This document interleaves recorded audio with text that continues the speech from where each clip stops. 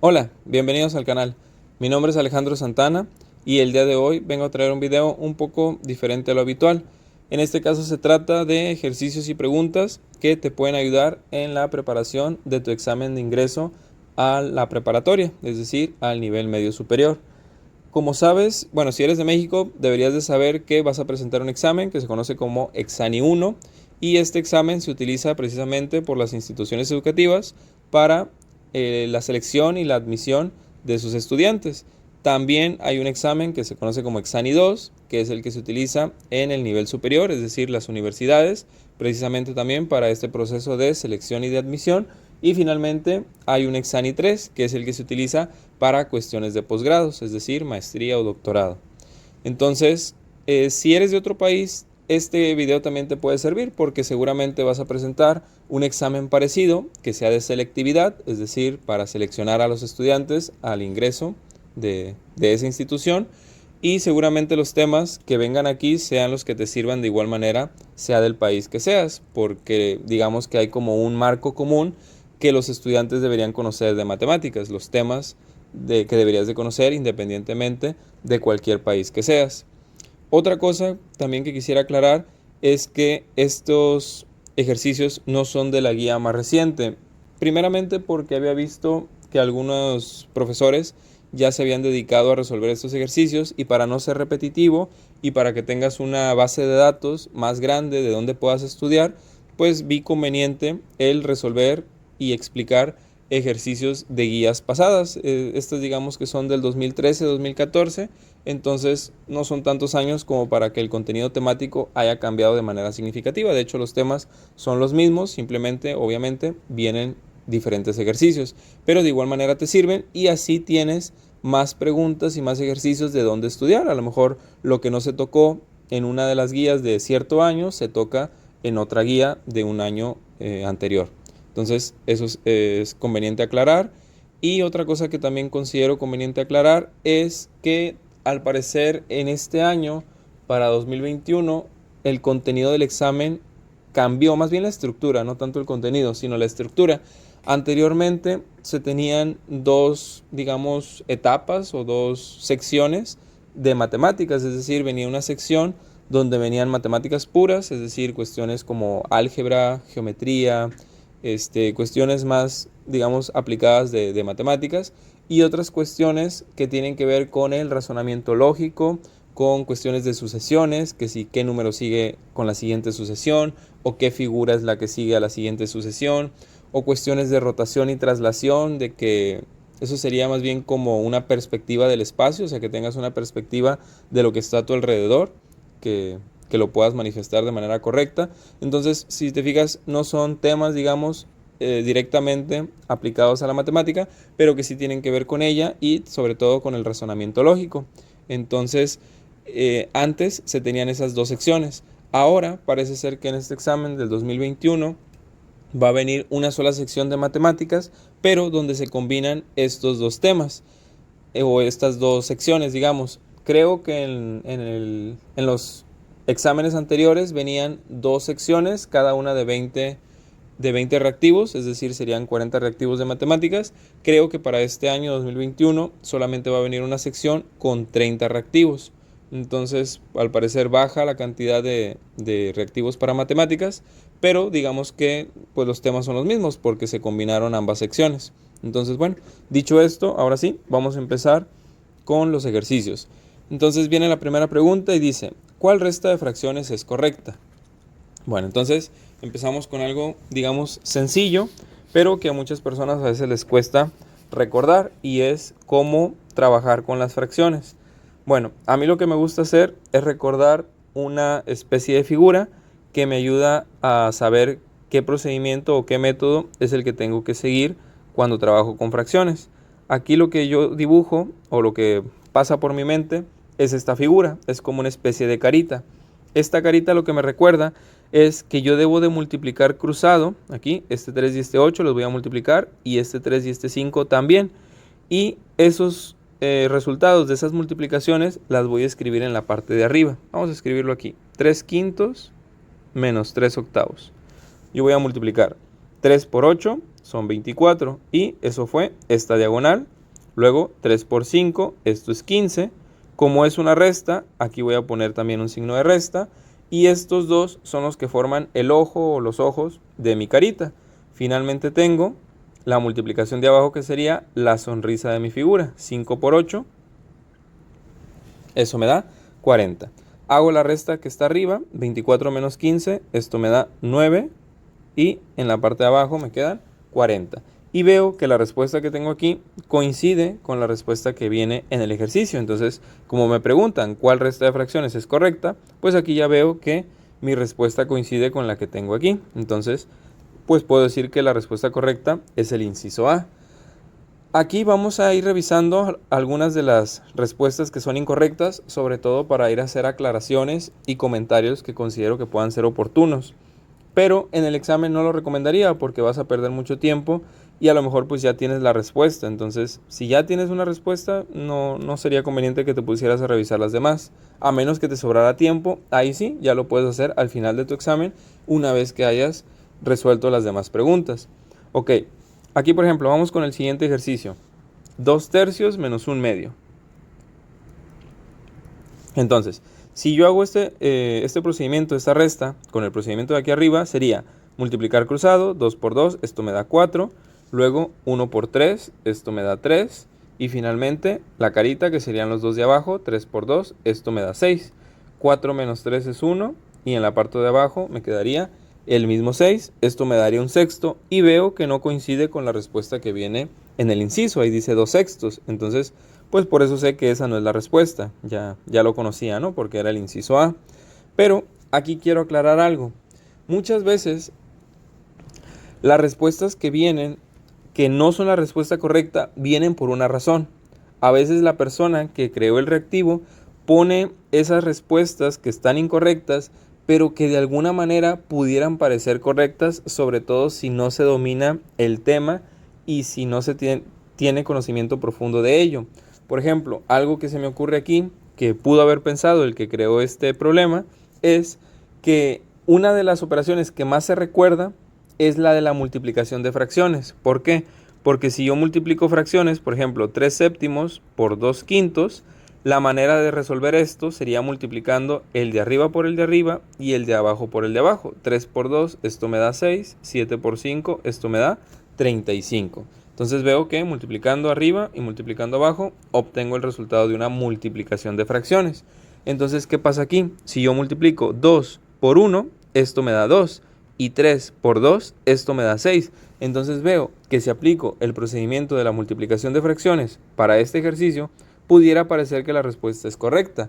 Entonces, aquí lo que está intentando hacer al estudiante, la persona que creó este ejercicio, es confundirlo. Y si la persona recuerda este procedimiento, pero no recuerda que es exclusivamente para la multiplicación, va a intentar aplicarlo aunque sea una resta. Y como le va a dar el resultado que está aquí, la persona que está haciendo el examen, pues va a pensar que es una respuesta correcta, pero no, porque esto solamente se aplica para la multiplicación.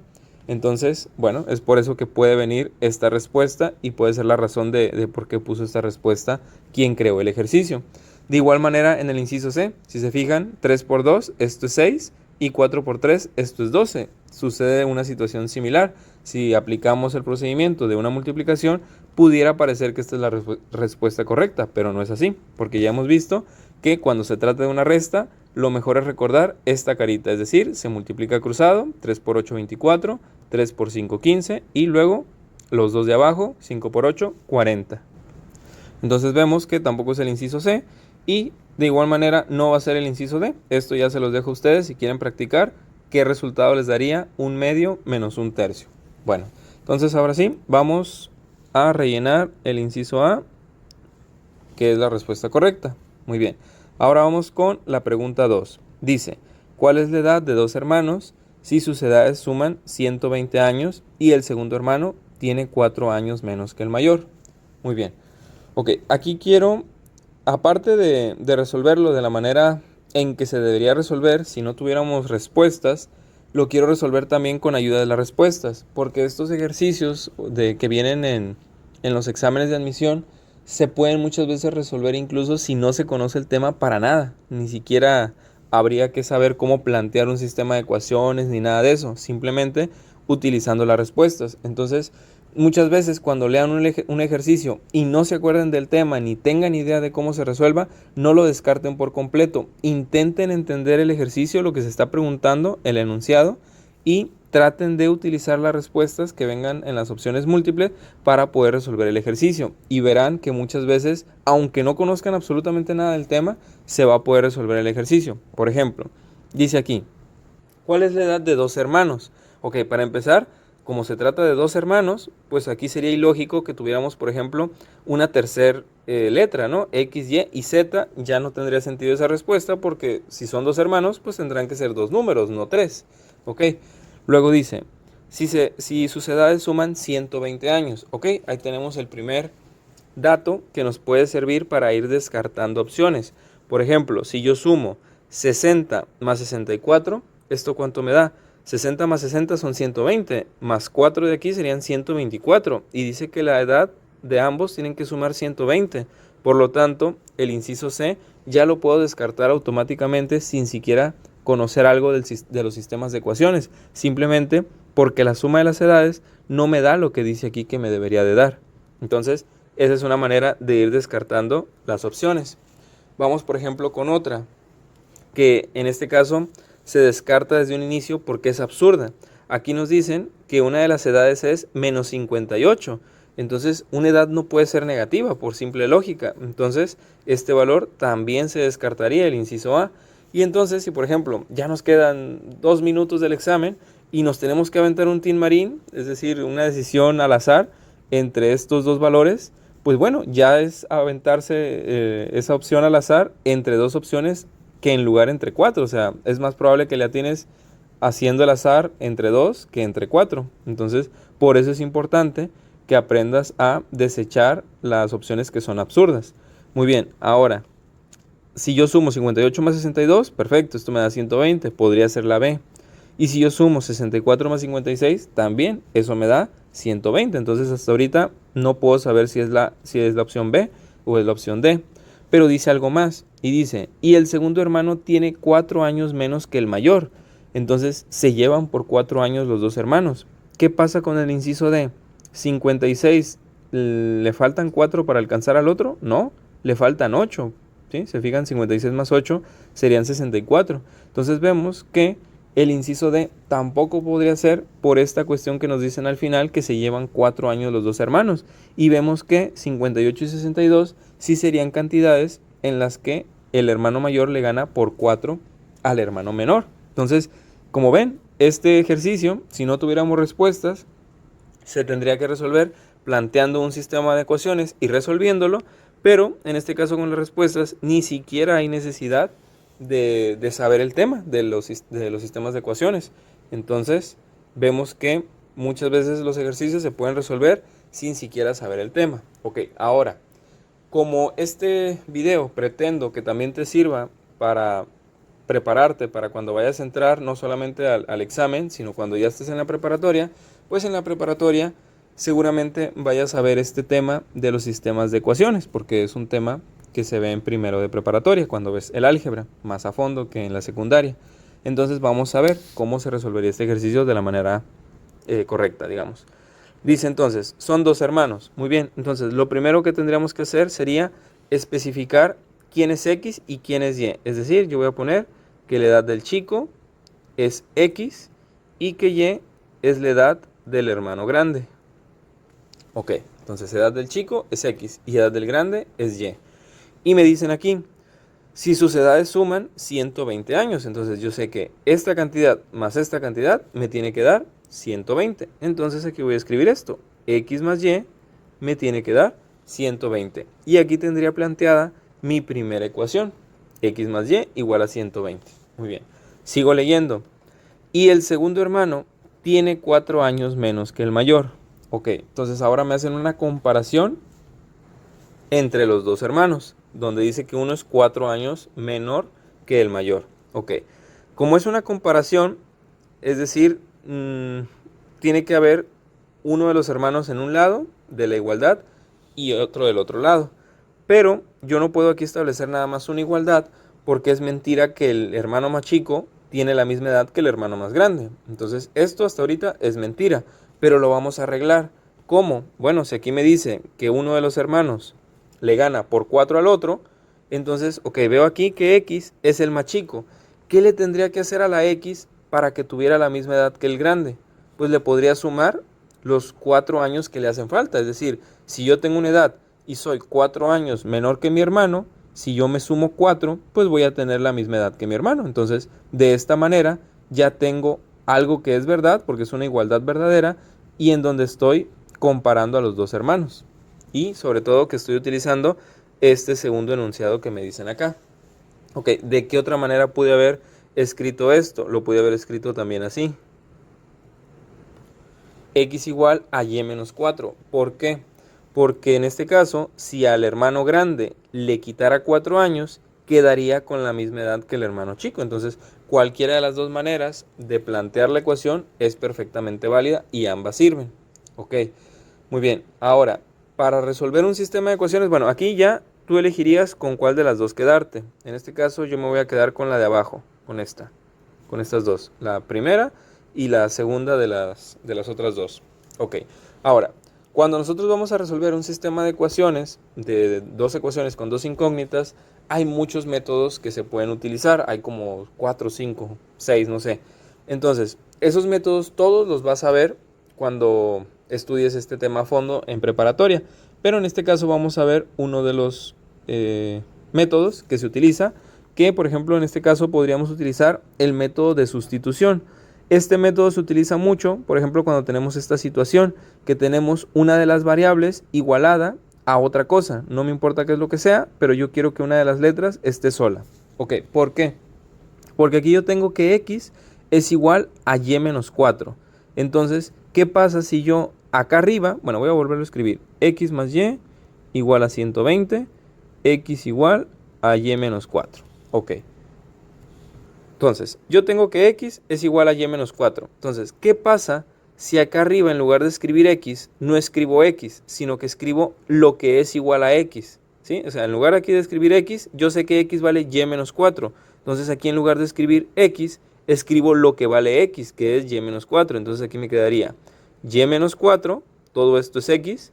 Entonces, ¿qué sigue después de la X? Más Y es igual a 120, es decir, todo esto es X. Si se fijan, aquí dice X más Y igual a 120, que es lo que tenía aquí arriba, pero en lugar de escribir X, escribo lo que vale X, que es Y menos 4.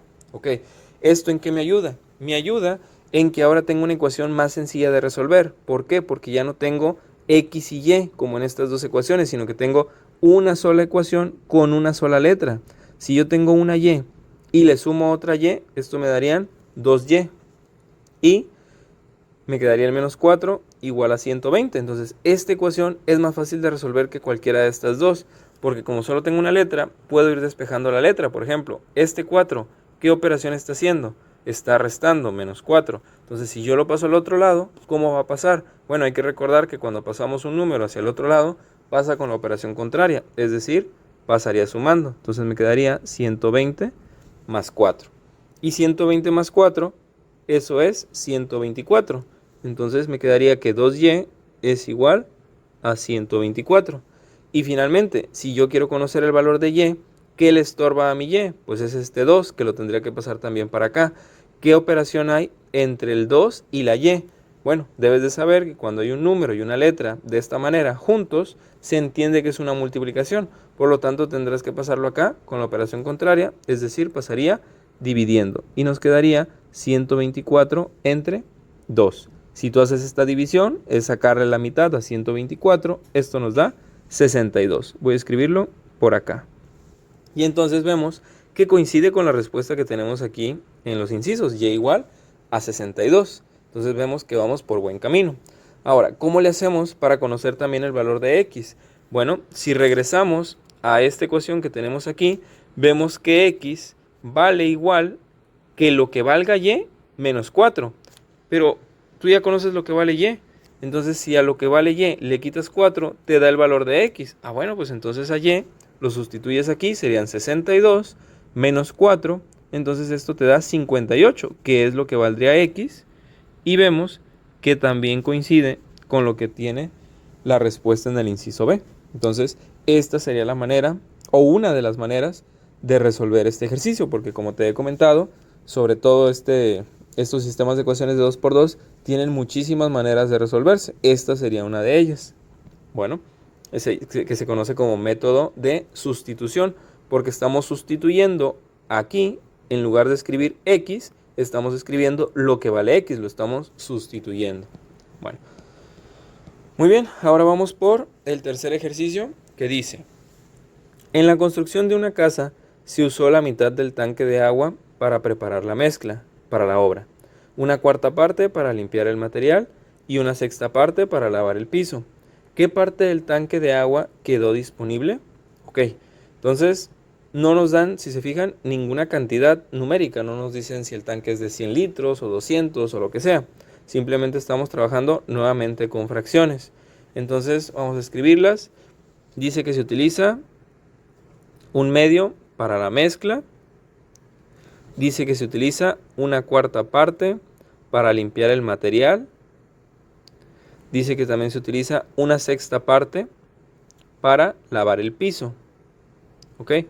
Entonces tenemos todas estas fracciones que se utilizaron para diferentes tareas. Y nos preguntan que si cuánto o qué parte del tanque fue la que quedó disponible. Ok, entonces, ¿qué es lo que vamos a hacer? Bueno, aquí una buena idea que podríamos hacer sería primero sumar todo lo que se usó. Y ya que hayamos sumado todo lo que se usó, restarlo de lo que había originalmente. Ahorita vamos a ver cómo le hacemos con eso. Por lo pronto, entonces aquí, si yo usé un medio del tanque para la mezcla y un cuarto del tanque para el material, pues voy a sumar cuánto he gastado hasta ese momento. Entonces, a un medio le sumo un cuarto. Como podemos recordar, una suma de fracciones se hace de igual manera como una resta de fracciones, es decir, recordando esta carita, pero aquí en lugar de que sea resta, pues va a ser una suma. Entonces sería multiplico cruzado, 1 por 4, 4. 1 por 2 son 2. Y pongo el signo de más porque ahora es una suma. Multiplico los dos de abajo, que serían mi sonrisa. 2 por 4 son 8. 4 más 2 son 6. Esto me da 6 octavos. Muy bien. Esta sería la suma de la mezcla y del material. Esto es lo que he gastado hasta este momento. También algo importante aquí que es bueno saber es la simplificación de fracciones. Es decir, cuando tú tengas una fracción que se pueda simplificar, lo más conveniente es hacerlo porque las respuestas van a venir simplificadas y sobre todo para que tú trabajes con números más pequeños. ¿Y cuando se hace una simplificación de fracciones? Cuando los dos números que tú tengas en la fracción se puedan dividir entre un mismo número. Por ejemplo, 6 lo puedo dividir entre 2 porque 6 entre 2 es 3. Y 8 lo puedo dividir entre 2 porque 8 entre 2 es 4. Entonces esto me queda como 3 cuartos. A esto se le conoce como fracción equivalente, porque es una fracción que equivale a lo mismo que 6 octavos, pero trabajando con números más pequeños. Entonces, 3 cuartos. Muy bien, ahora a este 3 cuartos le vamos a sumar el 1/6 que gastamos de agua para lavar el piso. Entonces, nos quedaría 3 cuartos más 1/6. Y aquí es donde te digo que es conveniente que hagas la simplificación, porque si no hubieras tenido que trabajar 6 octavos más 1/6 y tendrías que trabajar con números más grandes y en consecuencia con tablas de multiplicación de números más grandes. Probablemente te sepas la tabla del 4 y la del 3 que la del 6 y el 8, más probablemente. Bueno, entonces en este caso sería igual, multiplicamos cruzado, 3 por 6 son 18, 1 por 4 son 4, ponemos el signo de más, y 4 por 6 son 24. Esto nos da, si hacemos la suma, 18 más 4 son 22, y abajo nos queda igual. Nuevamente, el 22 tiene mitad porque es divisible entre 2, son 11, y el 24, su mitad serían 12. Entonces, eso es lo que hemos gastado de agua hasta el momento. Y aquí es también donde les digo que las respuestas que vienen en los incisos muchas veces son para confundir. Es lo que intenta hacer la persona que creó el examen, que las personas que estén distraídas, que no estén al 100% con su atención en el examen o que no conozcan a fondo el tema, se puedan ir por las respuestas que son incorrectas. Si se fijan, aquí este valor 11/12 ya viene en la respuesta en el inciso D. De igual manera, el 3 cuartos que habíamos obtenido de la suma del 1/2 más el 1/4 también viene aquí en el inciso C. Entonces son respuestas que vienen para confundir, para que piensen que porque ya hicimos una operación y nos dio un resultado que aparece en las respuestas, esa va a ser la respuesta. Pues no, hay que entender qué es lo que está preguntando aquí en la pregunta, valga la redundancia. Entonces, estos 11/12 es lo que se ha usado, pero no es lo que pregunta. Pregunta que si qué parte quedó disponible. Entonces, ¿qué es lo que tenemos que hacer? Al total hay que restarle lo que hemos gastado, que son los 11/12. Entonces, ¿cómo le hacemos para saber lo que había en total? Bueno, pues no sabemos cuánto había en total, pero a ese total lo debemos de considerar como el entero, es decir, como 1. Es decir, a 1 le quitamos la mitad, luego le quitamos 1/4 y luego le quitamos 1/6. ¿Ok? La suma de esto fue lo que nos dio el 11/12. Entonces, a un entero le vamos a restar 11/12. Y ahora, bueno, aquí tendremos que hacer una resta de fracciones, poniéndole un 1 abajo al 1 para que se vea como fracción. Y bueno, podríamos hacer eso. Pero aquí lo que yo les recomiendo siempre es que cuando tengan un 1 haciendo una operación con una fracción, lo que yo les recomiendo es que, bueno, por ejemplo, les pregunto, ¿cuánto es 5 entre 5? Bueno, 5 entre 5 es 1. ¿Cuánto es 7 entre 7? Esto también es 1. Es decir, cualquier número dividido entre sí mismo es 1. Entonces, este 1 lo más conveniente es escribirlo como 12 entre 12. ¿Por qué? Porque 12 entre 12 sigue siendo 1. Pero este 12/12 menos 11/12 es una operación muy fácil de realizar, porque cuando tienes el mismo denominador y estás haciendo una suma o una resta, simplemente vas a hacer la operación de la parte de arriba y lo de abajo va a quedar igual, es decir, va a quedar en doceavos. Entonces, 12/12 le quito 11/12, pues te queda un solo doceavo, es decir, esta sería la respuesta correcta. Y vemos que aparece aquí en el inciso A. Entonces, esa sería la respuesta correcta, un doceavo. ¿Sí? Entonces, eso es muy conveniente utilizar este truco de convertir el 1 en una fracción que te sea conveniente para hacer la resta o la suma de fracciones. Muy bien. Bueno, entonces, con eso tendríamos el ejercicio número 3. Vamos ahora por el ejercicio número 4. Dice, ¿cuál es el perímetro algebraico del polígono? Bueno, entonces, en este ejercicio, ¿qué es lo que vamos a evaluar? O lo que se está intentando evaluar. Bueno, dos cosas. La parte de la geometría, que el estudiante sepa lo que es un perímetro y obviamente que lo sepa calcular. Y también la parte algebraica, que sería que sepa hacer operaciones con expresiones algebraicas. En este caso, bueno, pues un perímetro es la suma de los lados de la figura. Entonces tendríamos que sumar todos estos lados. Lógicamente no nos va a dar un valor numérico, porque hasta no saber lo que valga X y Y, no podríamos calcularlo esto de manera numérica. Pero precisamente en las respuestas no viene un valor numérico, viene también expresiones algebraicas. Entonces vamos a empezar a trabajar. Dice que el perímetro es entonces la suma de los lados. Entonces tendríamos que sumar todo esto. Pero aquí lo que tenemos que recordar es que, por ejemplo, letras distintas no se pueden sumar. Es decir, por eso aquí no viene junta la X y la Y. Viene X más Y, porque yo no puedo juntar esto en un solo término. Entonces, todas las X que yo tenga aquí las tengo que sumar con las otras X. Todas las Y las tengo que sumar con las otras Y y todos los números con los otros números. No puedo hacer mezclas. No puedo sumar manzanas con peras ni sandías. ¿Sí? Ok, entonces, cuando no tenga un número o una letra, se sobreentiende que es un 1. Entonces, aquí tengo 1, aquí tengo 9X, aquí irían 10.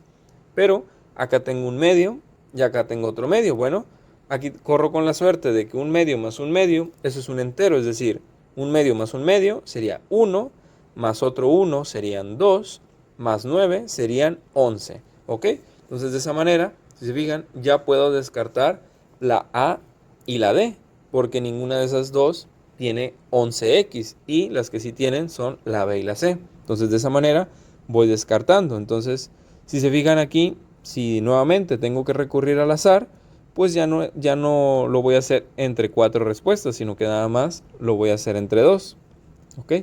Muy bien, ahora continúo con las Y's. Entonces veo que aquí tengo 2, aquí tengo 1, son 3, aquí tengo 2, son 5, y aquí mucho ojo, este es un 8, pero dice menos 8. Entonces, este es 2 positivo, 1 positivo serían 3, este 2 positivo serían 5. Entonces, este menos 8 no lo puedo sumar con el 5 que ya llevo, porque uno es positivo y el otro es negativo. Yo siempre cuando hago suma o resta de números, lo que hago es verlo como si fuera dinero. Entonces, este más 2 yo lo veo como que alguien me dio 2 pesos o como que yo tengo 2 pesos. Entonces, 2 pesos más 1 peso tendría 3 pesos, más otros 2 pesos tendría 5 pesos. Pero el negativo yo no lo puedo ver como que tengo 8 pesos, no, lo tengo que ver como que debo 8 pesos. Entonces, si yo tengo 5 pesos, pero debo 8 pesos, ¿qué va a pasar? ¿Me sobra dinero o me falta dinero? Bueno, pues si yo tengo 5 y debo 8, me falta dinero para pagar. Entonces, ¿qué pasa? Si yo intento pagar con lo que tengo, ok, me lo aceptan, pero no termino mi deuda. Entonces, si tengo 5 pero debo 8 y pago esos 5, voy a seguir debiendo 3 pesos. Entonces, como es deuda, va a ser entonces menos 3. Entonces veo que la respuesta que tiene un menos 3 es el inciso C. Y de esa manera es como resolvería este ejercicio, porque ya el inciso B ya no tiene ese menos 3. Entonces ya sé que la respuesta es el inciso C. Pero entonces eso es lo que yo hago al momento de hacer la suma y resta de números. Verlo como si fuera dinero. Lo positivo es dinero que yo tengo y lo negativo son deudas que yo tengo. Entonces yo no puedo sumar el dinero con las deudas. Y al momento de hacer una operación entre un dinero que tengo y una deuda, primero me fijo qué es lo que tengo más grande, el dinero o la deuda. Si tengo más deuda que dinero, pues entonces el resultado me va a dar negativo, porque todavía me faltará pagar aún más.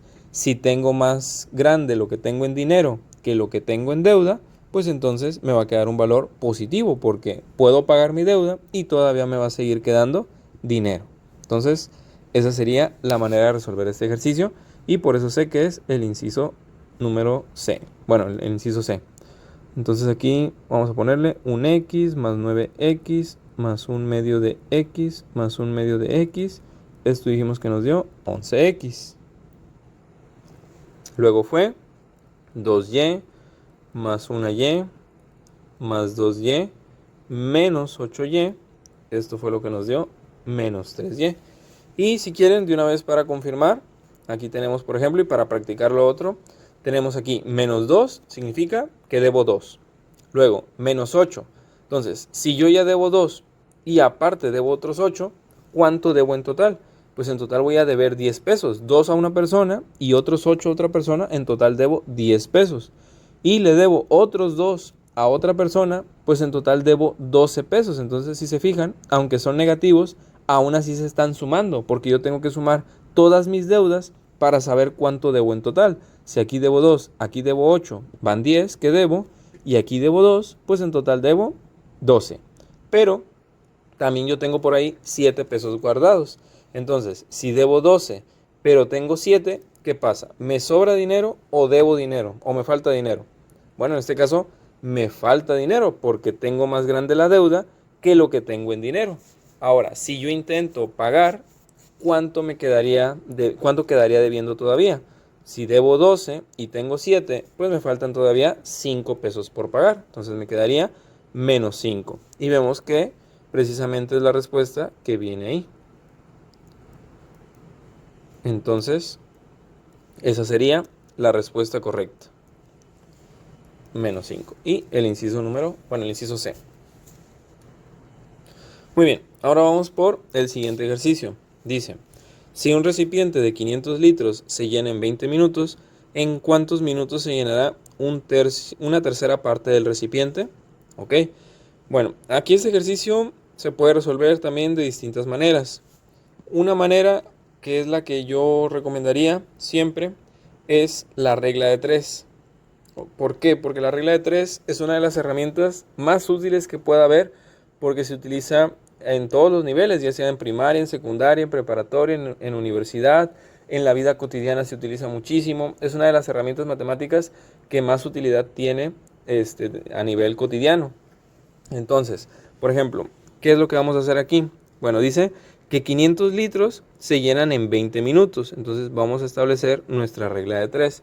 500 litros se llenan en 20 minutos. Ok, luego dice, ¿en cuántos minutos se llenará una tercera parte del recipiente? Bueno, aquí lo que podríamos hacer es dos cosas. Sacar la tercera parte de 500 litros, pero se supone que en este tipo de ejercicios, o de exámenes, perdón, no se utilizan calculadoras. Entonces sería perder un poquito el tiempo al sacar la tercera parte de 500, que sería como 166, algo así.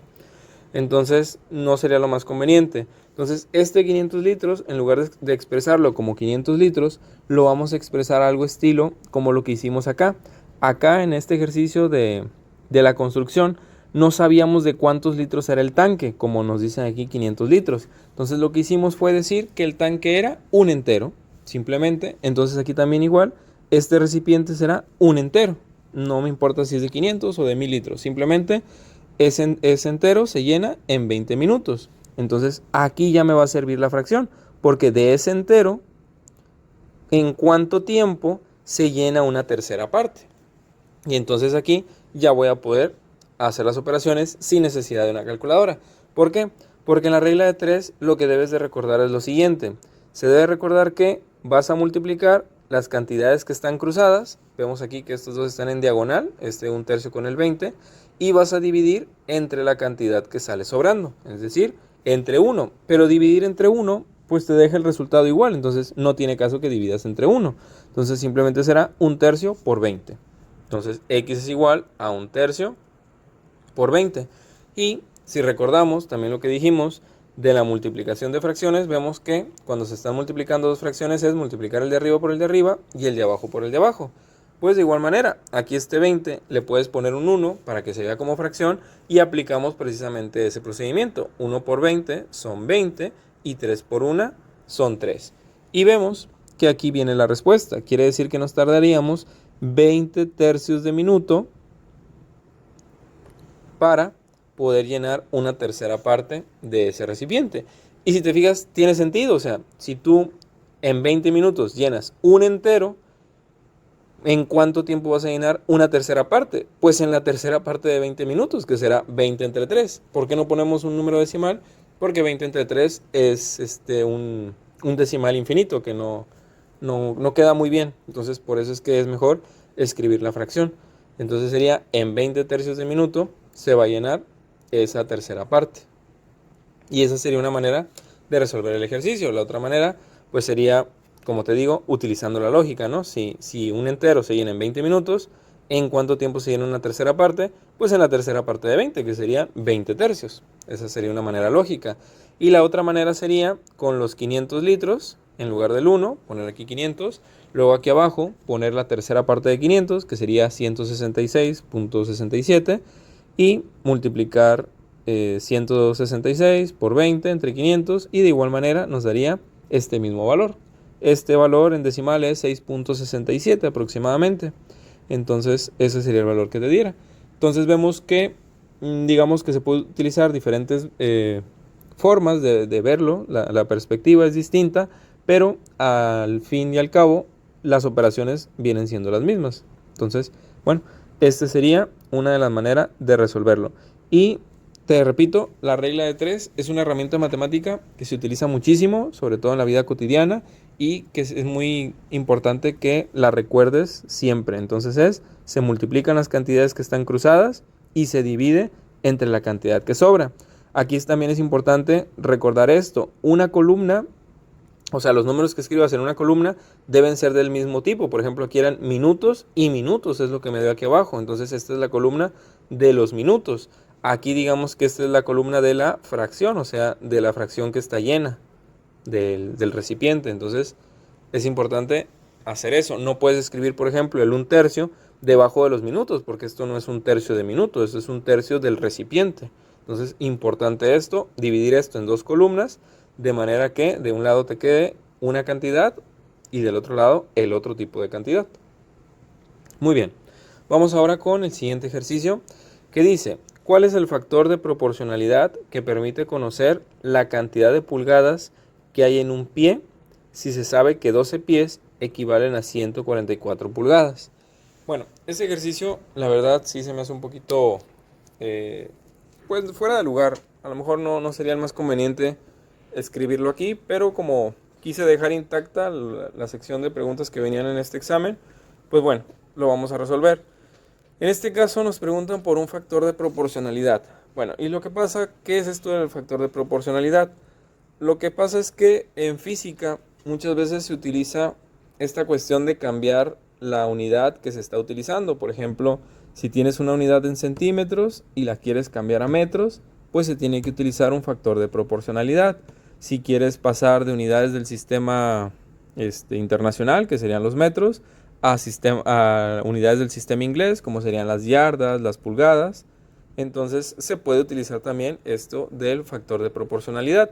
¿Y en qué consiste? Bueno, en lo que consiste es que una cantidad, por ejemplo, vamos a escribir, bueno, ahorita lo escribimos, una cantidad de X, la queremos que está en una cierta unidad, la queremos pasar a otra cantidad, pero en otra unidad.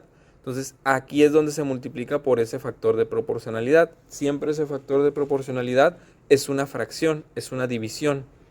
Entonces, vamos a escribir aquí, dice, ¿cuál es el factor de proporcionalidad? O sea, lo que vamos a escribir aquí, que permite conocer la cantidad de pulgadas que hay en un pie.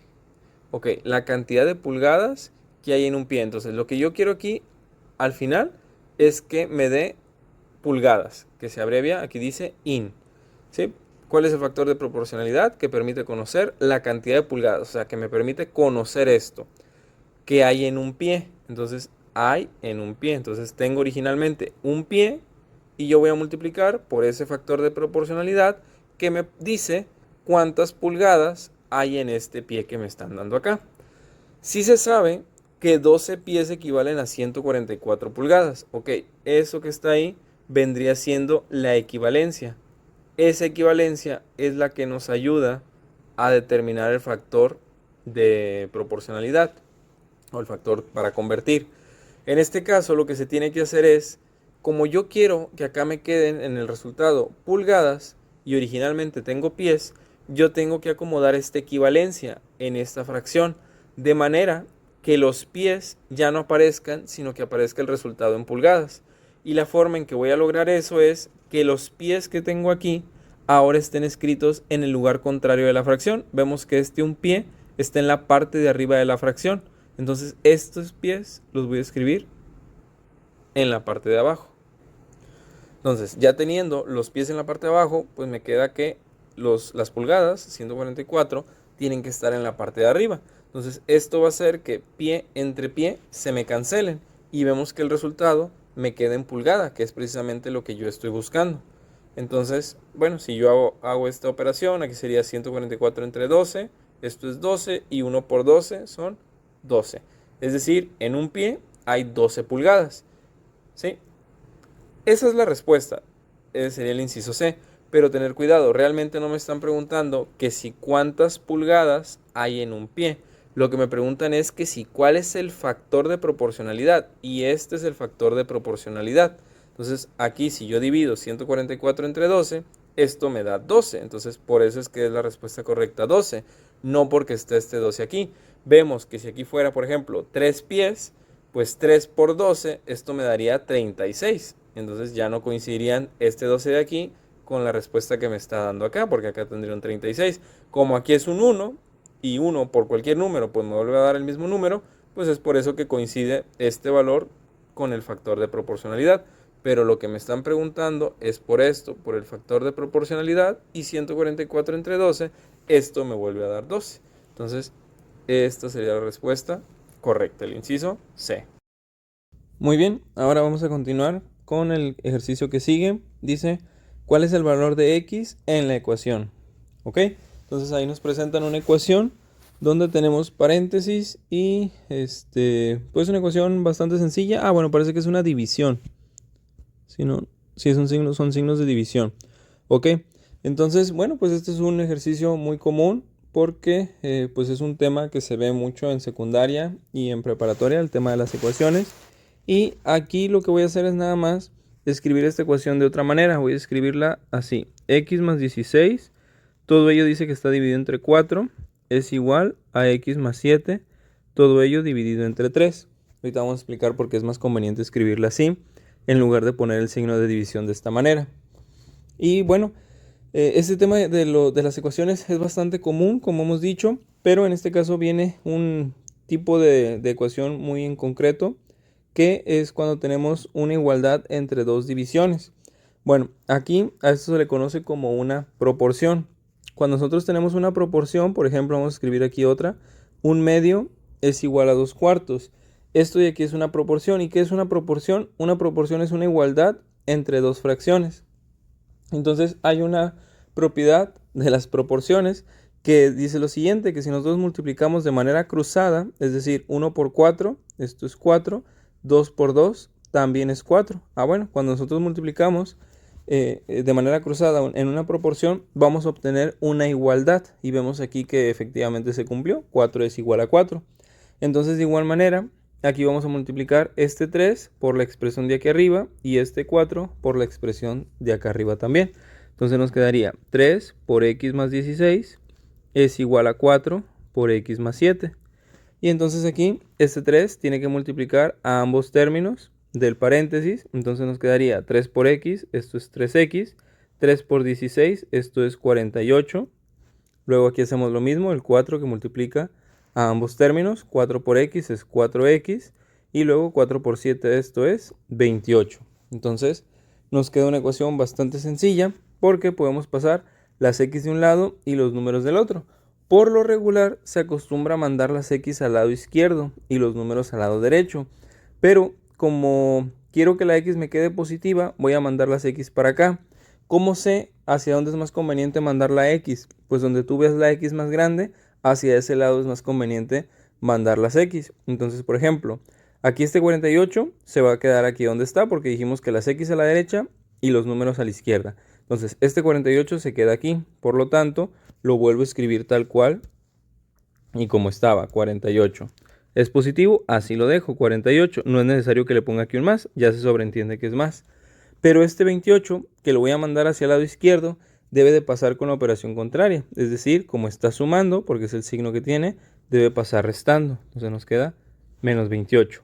Es igual, y aquí este 4x ya estaba del lado derecho. Vemos que aquí está del lado derecho del signo de igualdad, y aquí sigue estando del lado derecho del signo de igualdad. Entonces lo escribimos igual, 4x. Pero este 3x, como no tenía signo aquí, se sobreentendía que era positivo. Al mandarlo para acá, es decir, de estar a la izquierda pasa a estar a la derecha, entonces va a pasar con la operación contraria. Lo contrario de sumar es restar. Entonces nos queda de esa manera. Y aquí, 48 menos 28, hacemos la operación, esto es 20. Y a 4x le quito 3x, pues me queda una sola x.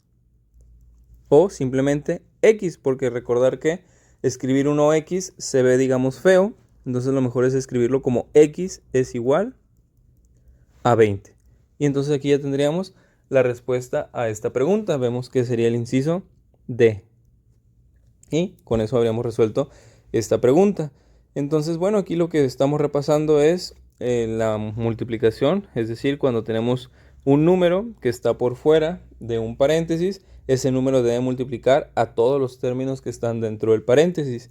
Y aquí recordar la cuestión esta de que cuando tenemos un término o un número que está de un lado y lo queremos pasar hacia el otro lado, ese término o ese número tiene que pasar con la operación contraria a la que está realizando. Entonces, por eso fue que hicimos todo este procedimiento y nos dio 20.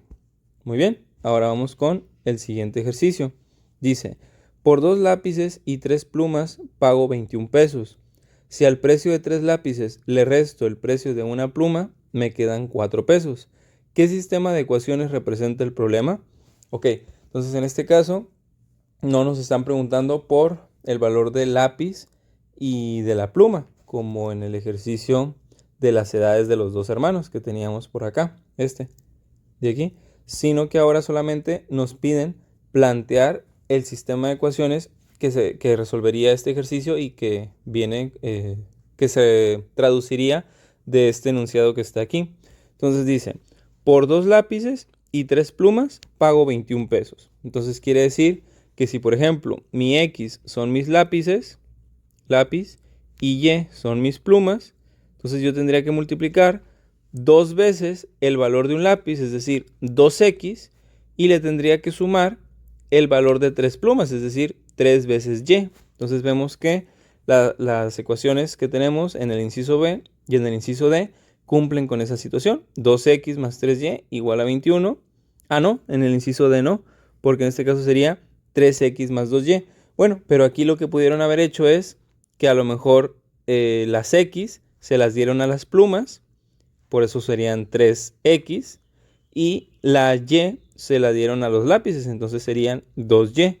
Entonces, bueno, pudiera ser, no se especifica quién es quién. Aquí yo tomé X igual a lápiz porque es el primero que me mencionan y luego me mencionan las plumas. Entonces, bueno, no vamos a descartar la D todavía. Luego dice, si al precio de 3 lápices le resto el precio de una pluma, me quedan 4 pesos. Entonces, el inciso B es como yo lo planteé. Entonces, si al precio de 3 lápices, entonces sería 3X, aquí vemos que dice 3X, le resto el precio de una pluma, entonces sería menos Y, porque es lo que vale una pluma. Esto me quedarían 4 pesos y efectivamente se cumple el inciso B. Vamos a ver qué pasa acá. Si yo, aquí es tomarlo al revés, aquí las X serían las plumas y Y serían los lápices. Entonces quedaría, si al precio de 3 lápices, entonces esto me quedaría como 3Y, porque aquí sería planteado de manera distinta, estaría planteado de manera al revés. Entonces serían 3 lápices, serían 3Y. Y vemos que aquí no aparece 3Y, aparece otra vez 3X. Entonces no puede ser que en una de las ecuaciones se plantee X igual a lápices y Y igual a plumas, y en el otro se plantea al revés, X igual a plumas y Y igual a lápices. Tenemos que ser consistentes en ambas ecuaciones de la manera en que escogimos a X y a Y. Por lo tanto, no podría ser la respuesta del inciso D y nos quedaríamos con el inciso B. Lógicamente, el inciso A pues es absurdo porque ni siquiera nos ponen ahí 3 lápices o 3 plumas, simplemente ponen 1, 1 y abajo también 1 menos 1, una X y una Y. Entonces, por eso no puede ser el inciso A. Y el inciso D y el inciso C, perdón, tampoco es, porque vemos que en la primera de las ecuaciones del inciso C hay una resta cuando teníamos que haber sumado. Eran por 2 lápices y 3 plumas, pago 21 pesos. Entonces había que sumar este 2X más 3Y y vemos que aquí se está restando. Entonces por eso vamos a escoger que es el inciso B. Y con eso tendríamos la respuesta de esa pregunta. Muy bien, vamos por el que sigue. Ahora dice, a un resorte de 12 centímetros se le aplica una fuerza de 1.5 kilogramos y se alarga 3 centímetros. ¿Cuánto se alargará si se le aplica una fuerza de 4 kilogramos? ¿Ok? Entonces, en este ejercicio nuevamente vamos a utilizar lo que vendría siendo la regla de 3, que dijimos que era una herramienta sumamente importante en estos exámenes y sobre todo también en la vida cotidiana y en cualquier nivel que estemos estudiando matemáticas. Entonces, ok, aquí ¿por qué se debe de utilizar la regla de 3? Bueno, la regla de 3 se utiliza siempre que las cantidades sean directamente proporcionales. Vamos a escribirlo aquí, directamente proporcionales. ¿Y qué significa esto de directamente proporcionales? Bueno, significa que si, por ejemplo, yo tengo dos cantidades que están relacionadas de alguna manera, vamos a decir, por ejemplo, manzanas con un precio. Vamos a decir que yo tengo 5 manzanas y esas 5 manzanas me cuestan 10 pesos. Entonces, esa es la relación que hay entre las manzanas. Si, por ejemplo, ahora yo tengo 10 manzanas, ¿cuánto valdrán esas 10 manzanas? Bueno, pues alguien que pueda estar rápido por ahí podría decir que son 20 pesos. Y efectivamente serían 20 pesos. ¿Y esto por qué se da así? Porque si yo tengo ahora el doble de manzanas, pues lo lógico es que me cuesten el doble de precio. Es decir, el doble de dinero serían 20 pesos. Y entonces estas serían dos cantidades que están relacionadas directamente proporcional. Y si, por ejemplo, ese 20 yo lo quiero encontrar por la regla de 3, veamos qué pasa. Dijimos que en la regla de 3 se deben de multiplicar las cantidades que están cruzadas y dividir entre la cantidad que nos sobra. Entonces, si yo multiplico 10 por 10, esto es 100. 100 dividido entre 5, esto es 20. Y vemos que nos da el mismo resultado que habíamos obtenido anteriormente utilizando la lógica. Si tenemos el doble de manzanas, pues entonces ahora será el doble de dinero. Y a veces es mejor, es más conveniente aplicar la lógica que utilizar la regla de 3, porque vemos que aquí en la regla de 3 hay que hacer dos operaciones, y aquí aplicando la lógica, pues simplemente es entender que si tenemos el doble de manzanas, acá será el doble de precio. Y no solamente funciona con el doble, sino que si tenemos ahora el triple de manzanas, pues pagaremos el triple de dinero. Si tenemos cuádruple o 4 veces más manzanas, pues pagaremos 4 veces más dinero. Y lo mismo también si esto disminuye. Si por ejemplo, aquí vamos a decir que tenemos, no sé, vamos a quitar este 5 y vamos a poner un 2. Bueno, vamos a escribirlo aparte. Si tuviéramos, por ejemplo, 8 manzanas que cuestan 24 pesos y ahora tenemos solamente 2 manzanas, ¿en cuanto nos sale esto? Pues vemos aquí que 2 es la cuarta parte de 8. Entonces quiere decir que vamos a pagar la cuarta parte de 24, es decir, la cuarta parte de 24 es 6. Y vamos a ver si nos sale esto con la regla de 3. Serían, multiplicamos cruzados, 2 por 24 son 48 y dividimos entre la cantidad que nos sobra, 48 entre 8. Si recordamos la regla, la tabla del 8, 8 por 6 nos da 48. Entonces efectivamente 48 entre 8, esto nos da como resultado 6. Y entonces, ¿por qué? Porque si una cantidad disminuyó una cuarta parte, pues la otra cantidad también disminuye una cuarta parte. Bueno, pues lo mismo se aplica aquí. Si nosotros tenemos un resorte que con una fuerza de 1.5 se alarga 3 centímetros, ¿cuánto se alargará si se aplica una fuerza de 4 kilogramos? Si por ejemplo, si nosotros le aplicáramos el doble de fuerza, el doble de 1.5 serían 3. Entonces, si yo le aplicara el doble de fuerza, pues lo lógico es que se alargara el doble de longitud, es decir, 6 centímetros. Como aquí estoy aplicando un poco más del doble, pues lo lógico será que se alargue un poco más del doble, es decir, quiere decir que las respuestas pueden ser 8 o 9. No puede ser 6 porque esto sería exactamente el doble de 3. Y eso se alargaría si se aplicara el doble de fuerza. No puede ser que se alargue menos de lo que se alargó con 1.5 si ahora estoy aplicando más fuerza. Entonces, de esa manera ya descarto tanto la opción A como la opción B. Repito, ¿por qué? Porque si aquí estoy aplicando 4 kilogramos, 4 es más del doble de 1.5. Y si con 1.5 se alargó 3 centímetros, pues entonces lo lógico es que con 4 se alargue más del doble que esto. Y el doble de 3 serían 6. Entonces, como tiene que ser más del doble, pues tendrá que ser 8 o 9. ¿Ok? Entonces, ¿cómo le vamos a hacer? Pues nuevamente aplicando la regla de 3. Precisamente la regla de 3 se utiliza para este tipo de cantidades en donde no se sabe si es el doble o el triple o cuádruple, porque realmente no es ninguna de esas cantidades. O sea, el 4, que es del 1.5, no es el doble, porque ya dijimos que el doble de 1.5 es 3. No es el triple, no es una cantidad de esa manera sencilla que podamos determinar si es doble, triple. Entonces lo que se hace es utilizar la regla de 3.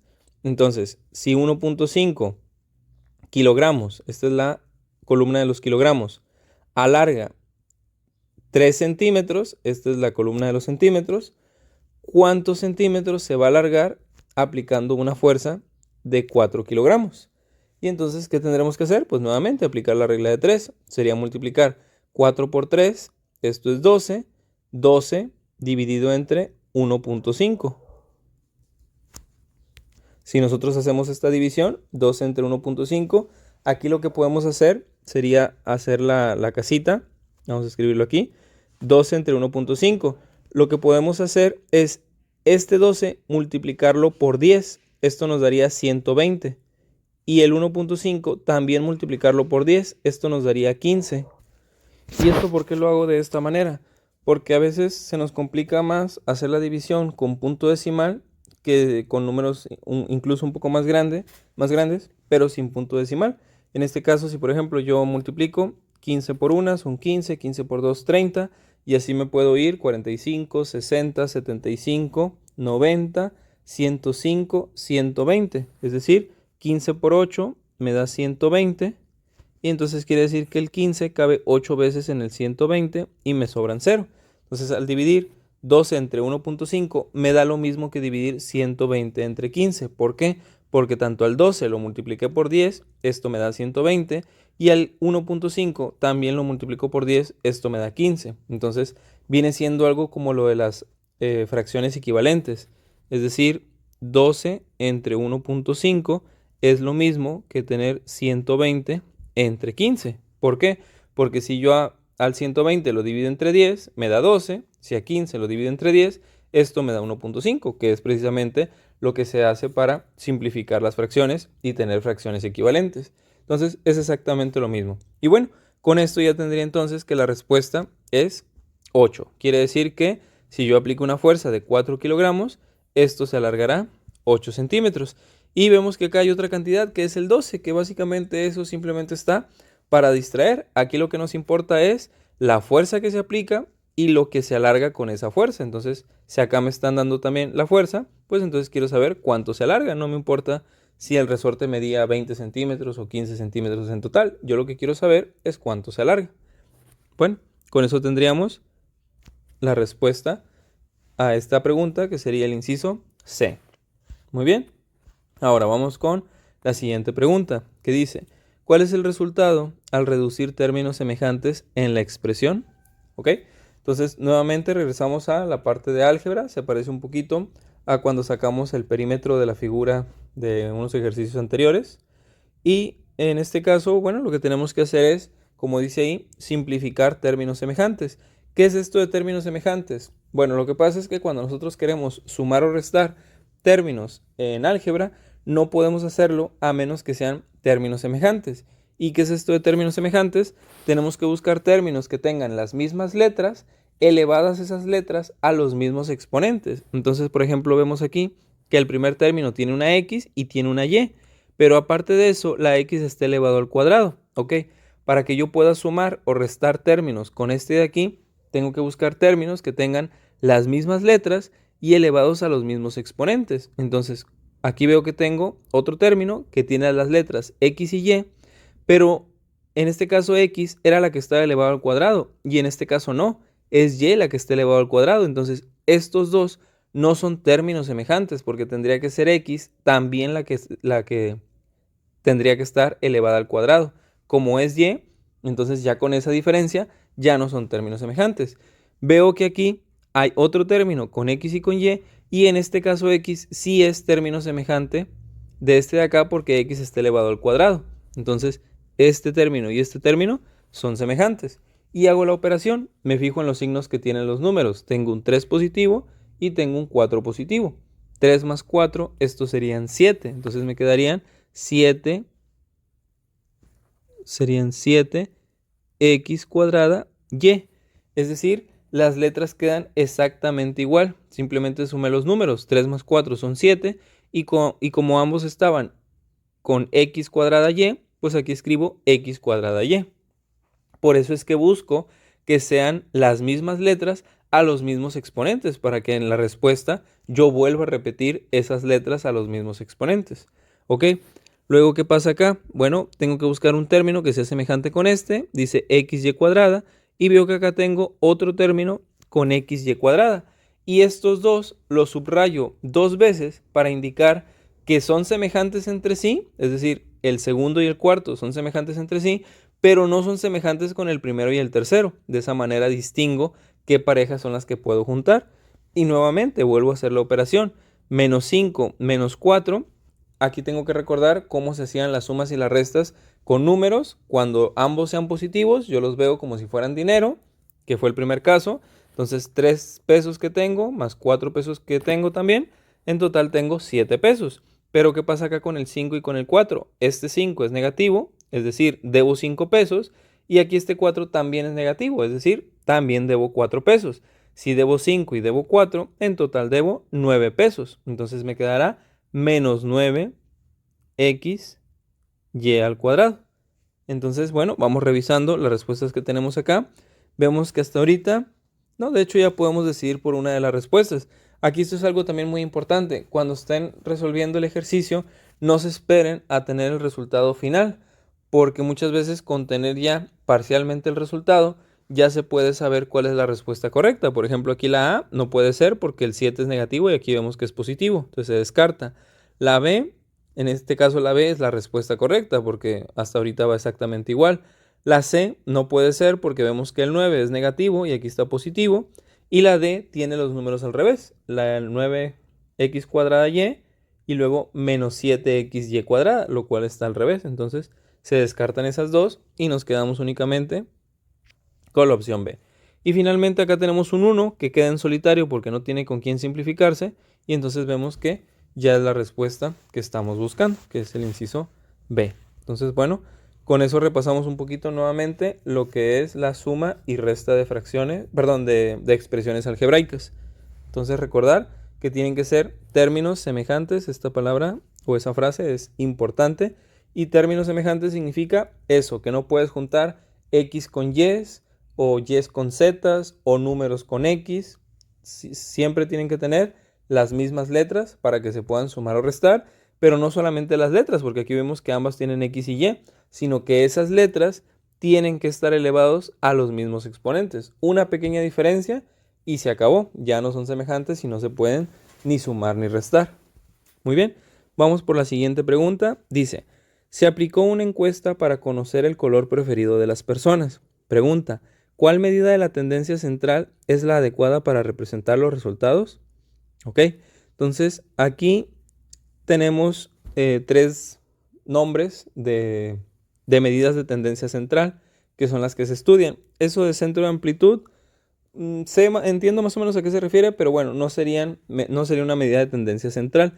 En este caso, las medidas de tendencia central son las opciones B, C y D. Y aquí simplemente con entender a qué se refiere cada una de ellas, vamos a poder responder a la pregunta que viene ahí. En este caso tenemos en el inciso B lo que vendría siendo la media. La media viene siendo como el promedio, de hecho son sinónimos, es lo mismo. Entonces, ¿y qué es un promedio? Bueno, si ustedes han sacado su promedio de calificaciones, entonces deben de entender lo que es un promedio. El promedio es la suma de unos datos dividido entre el número de datos. Es decir, si por ejemplo yo tengo 6 materias en mi escuela y mis calificaciones fueron 7, 8, 7, 10, 9 y 8, entonces ahí tengo todas mis calificaciones. Si yo las sumo, aquí 7 más 8 son 15, 15 más 7 son 22, 32, 41 y 8 son 49. Entonces el total de datos son 49 y esto lo voy a dividir entre el total de materias que tengo, que son 6. Entonces aquí ya simplemente haría mi división, 49 entre 6. Para que sea más sencillo, bueno, vamos a dejarlo así, 49 entre 6, esto sería 8.16 más o menos. Entonces ese vendría siendo mi media o promedio. Entonces vemos que pues este dato en realidad no me ayudaría a saber cuál fue la calificación que más saqué o nada que ver. Entonces el medio o el promedio no sería la respuesta que yo estoy buscando. Luego tenemos la mediana. La mediana, como su nombre lo dice, es sacar el número que se encuentra a la mitad de mis datos. En este caso tendríamos que ordenar los datos de menor a mayor o de mayor a menor. Vamos a hacerlo. Por ejemplo, aquí tendría que escribir yo 7, 7, 8, 8, 9 y 10. Ahí están mis datos ordenados. Y mi mediana sería el dato que estuviera a la mitad. Pero ¿qué pasa en este caso? Yo no tengo un número que esté exactamente a la mitad, porque si por ejemplo tomo este 8, tendría 2 números a la izquierda de ese número que yo estoy tomando y 3 números a la derecha. Entonces eso no es la mitad, porque tengo 2 a la izquierda y 2 a la derecha. Si tomo el otro 8, pasa lo mismo. 3 a la izquierda me quedarían y 2 números a la derecha. Entonces esto siempre va a pasar cuando yo tengo una cantidad par de datos. Es decir, si se fijan aquí yo tengo 6 calificaciones. 6 es un número par. Entonces siempre que yo tengo un número par, 6, 8, 10, 20, 50, 52, 54, cualquier número que termine en número par, no va a tener una mediana, digamos, única, porque siempre va a pasar que va a quedar un número más a la izquierda o a la derecha, dependiendo hacia dónde tome o intente tomar la mediana. Entonces, ¿qué es lo que pasa? Cuando tengo una cantidad par de datos, lo que se hace es tomar los dos de en medio. Ahí sí, voy a tener 2 a la derecha y 2 a la izquierda de esos dos números de en medio. Y lo que se hace es sumar esos dos números y dividirse entre 2. En este caso me va a dar el mismo número porque 8 más 8 son 16 y 16 dividido entre 2, esto me vuelve a dar 8. Entonces la mediana tendría yo que es 8, pero si por ejemplo aquí hubiera tenido un 7, sería 7 más 8 son 15, 15 dividido entre 2, esto sería 7.5. Esa sería mi mediana si yo tuviera aquí un 7 en lugar de otro 8. Entonces eso es lo que se hace para sacar la mediana cuando tengo una cantidad par de datos, es decir, que no puedo tomar un número único que esté exactamente a la mitad. ¿Qué pasa si, por ejemplo, yo no tuviera este 10 y que nada más tuviera 5 materias? Pues en este caso sí podría tomar una mediana única, que sería este 8, porque tendría dos números a la izquierda y dos números a la derecha, el 8 y el 9. Entonces solamente esta sería mi mediana. Entonces, cuando tengo una cantidad impar de datos, es decir, 5 datos, 13 datos, 21 datos, cualquier número que termine en impar, entonces voy a poder tomar una mediana única. Y finalmente, la moda. La moda, en este caso, es el dato que más se repite. Entonces, en este caso, yo tendría dos datos que se repiten más, porque aquí tengo un 10, aquí tengo un 9, tengo dos 8 y tengo dos 7. Entonces, mi moda sería el 7 y el 8, porque fueron los números o las calificaciones que más obtuve en ese semestre o en ese parcial. Entonces, me vuelvo a leer la pregunta. Dice, se aplicó una encuesta para conocer el color preferido de las personas. ¿Cuál medida de tendencia central es la adecuada para representar los datos? Bueno, pues en este caso, el color que más hayan elegido, pues será, por ejemplo, si yo tengo rojo, azul, verde, café, por ejemplo, y aquí tengo 10 personas votaron por rojo, 8 por azul, 3 por café y 7 por verde, pues en este caso el rojo fue el que más se repitió, es decir, va a ser entonces la moda de mi encuesta y por lo tanto la moda es la medida de tendencia central que me permite saber cuál es el resultado que más se repitió, que en este caso sería el que fue el color preferido de las personas. Muy bien. Entonces con eso tendríamos resuelto ese ejercicio. Luego dice, el profesor de educación física debe elegir para la escolta a 4 mujeres y 2 hombres de un grupo de 6 mujeres y 3 hombres. ¿Cuántas maneras distintas hay para elegir la escolta? ¿Ok? Entonces, este ejercicio, la verdad que pues un poco... Es sencillo, pero el tema se llama combinaciones y permutaciones. Este tema no se mira hasta la prepa y es un tema que a veces suele llevarle problemas a los estudiantes. Pero vamos a intentar explicarlo de la manera más sencilla. Ok, entonces en este caso nosotros tenemos que hay 6 lugares para la escolta. 1, 2, 3, 4, 5, 6. ¿Ok? Y que para estos 6 lugares tenemos que son 4 para mujeres y 2 para hombres. ¿Ok? Entonces, pero nos dice que tenemos disponibles 6 mujeres y 3 hombres. Entonces acá están 6 mujeres y 3 hombres. Ok, vamos a empezar por las mujeres. Muy bien. En esta primera posición, vamos a pensar que las 4 mujeres son las primeras 4. Entonces, para esta posición, ¿cuántas opciones tengo yo para elegir si tengo 6 mujeres en total? Y aquí tiene que ir una mujer. No puede ir un hombre. Entonces, estos 3 hombres no los puedo considerar aún. Entonces, en esta primera posición, yo tengo 6 mujeres disponibles. ¿Tengo alguna restricción para elegir alguna de ellas? No, todas son mujeres, me sirven.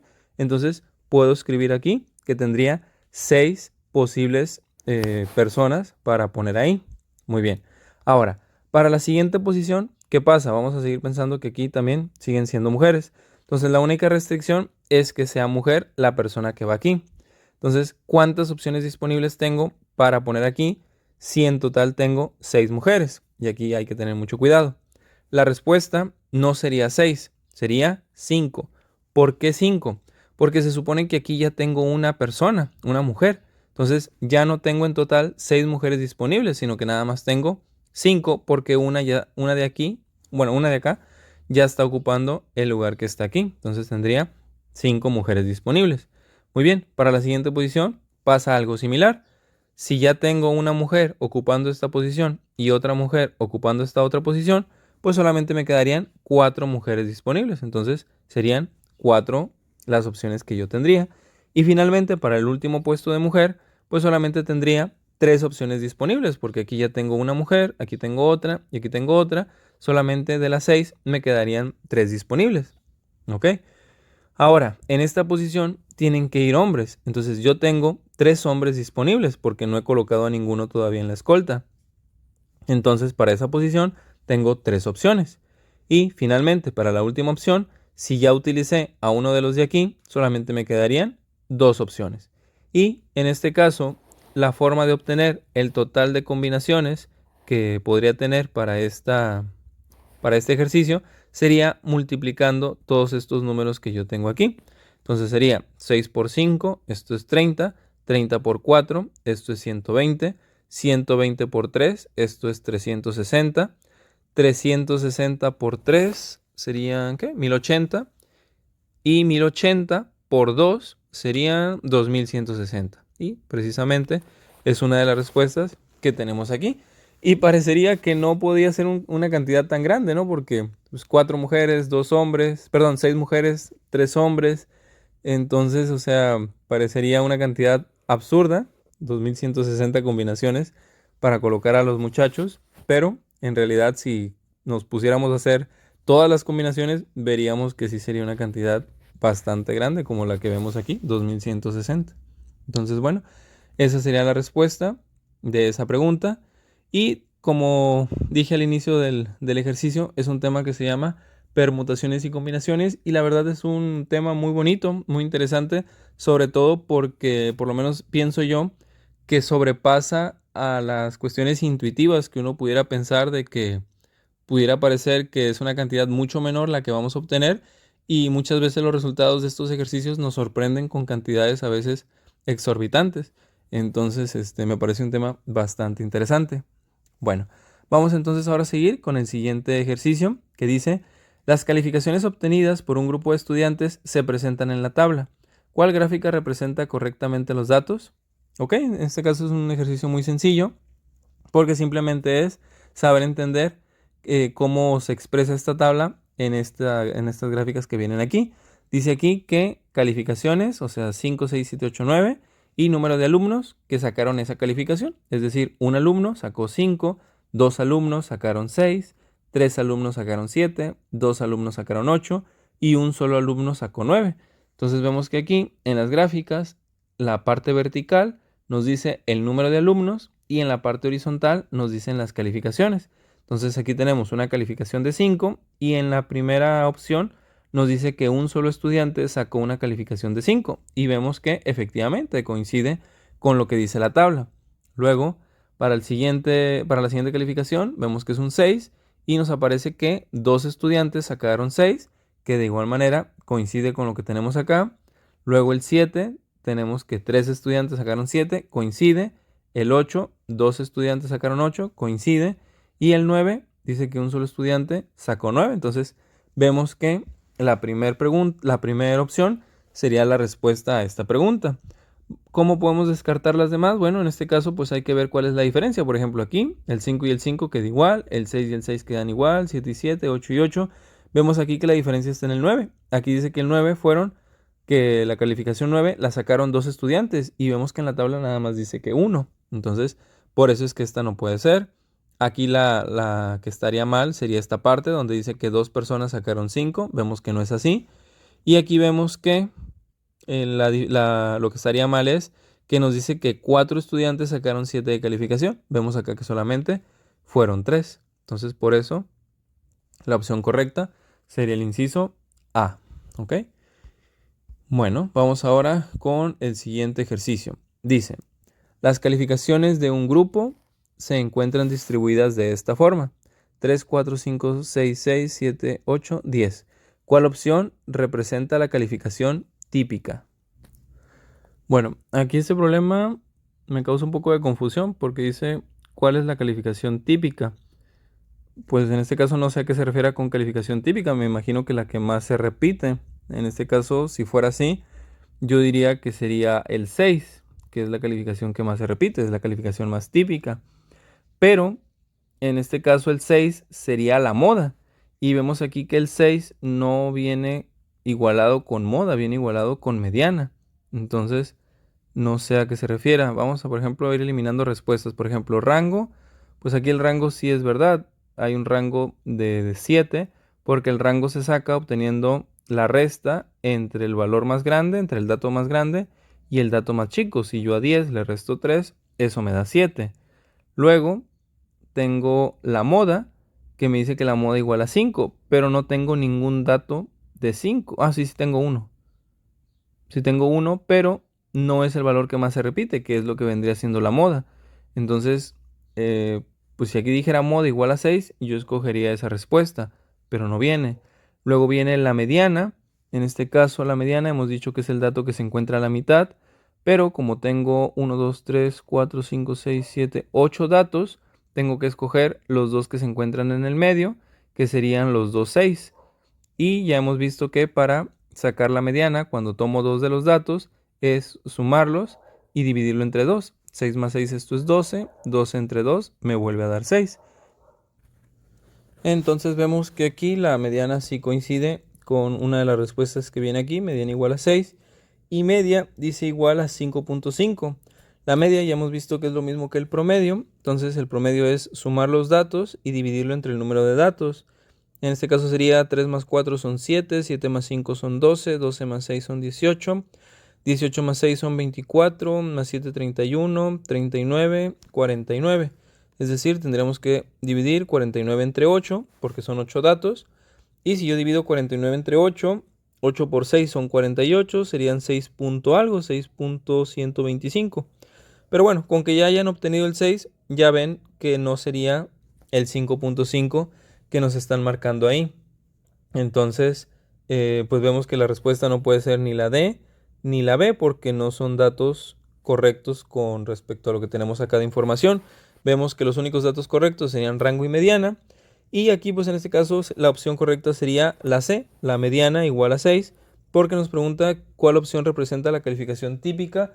En este caso, yo por típica voy a entender que se refiere a una medida de tendencia central, o sea, como que un valor, digamos, que se encuentra en lo normal, que sería, digamos, lo típico, ¿no?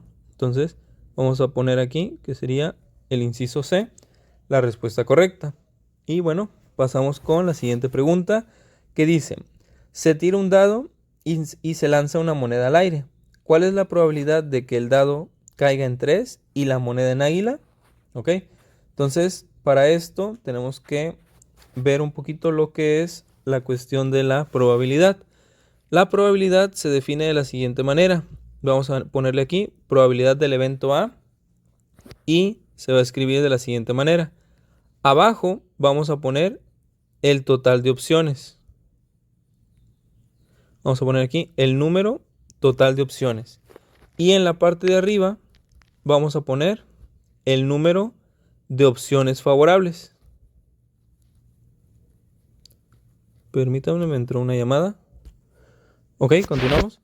Entonces vemos que la probabilidad de un evento A se va a definir como el número total de opciones favorables dividido entre el número total de opciones.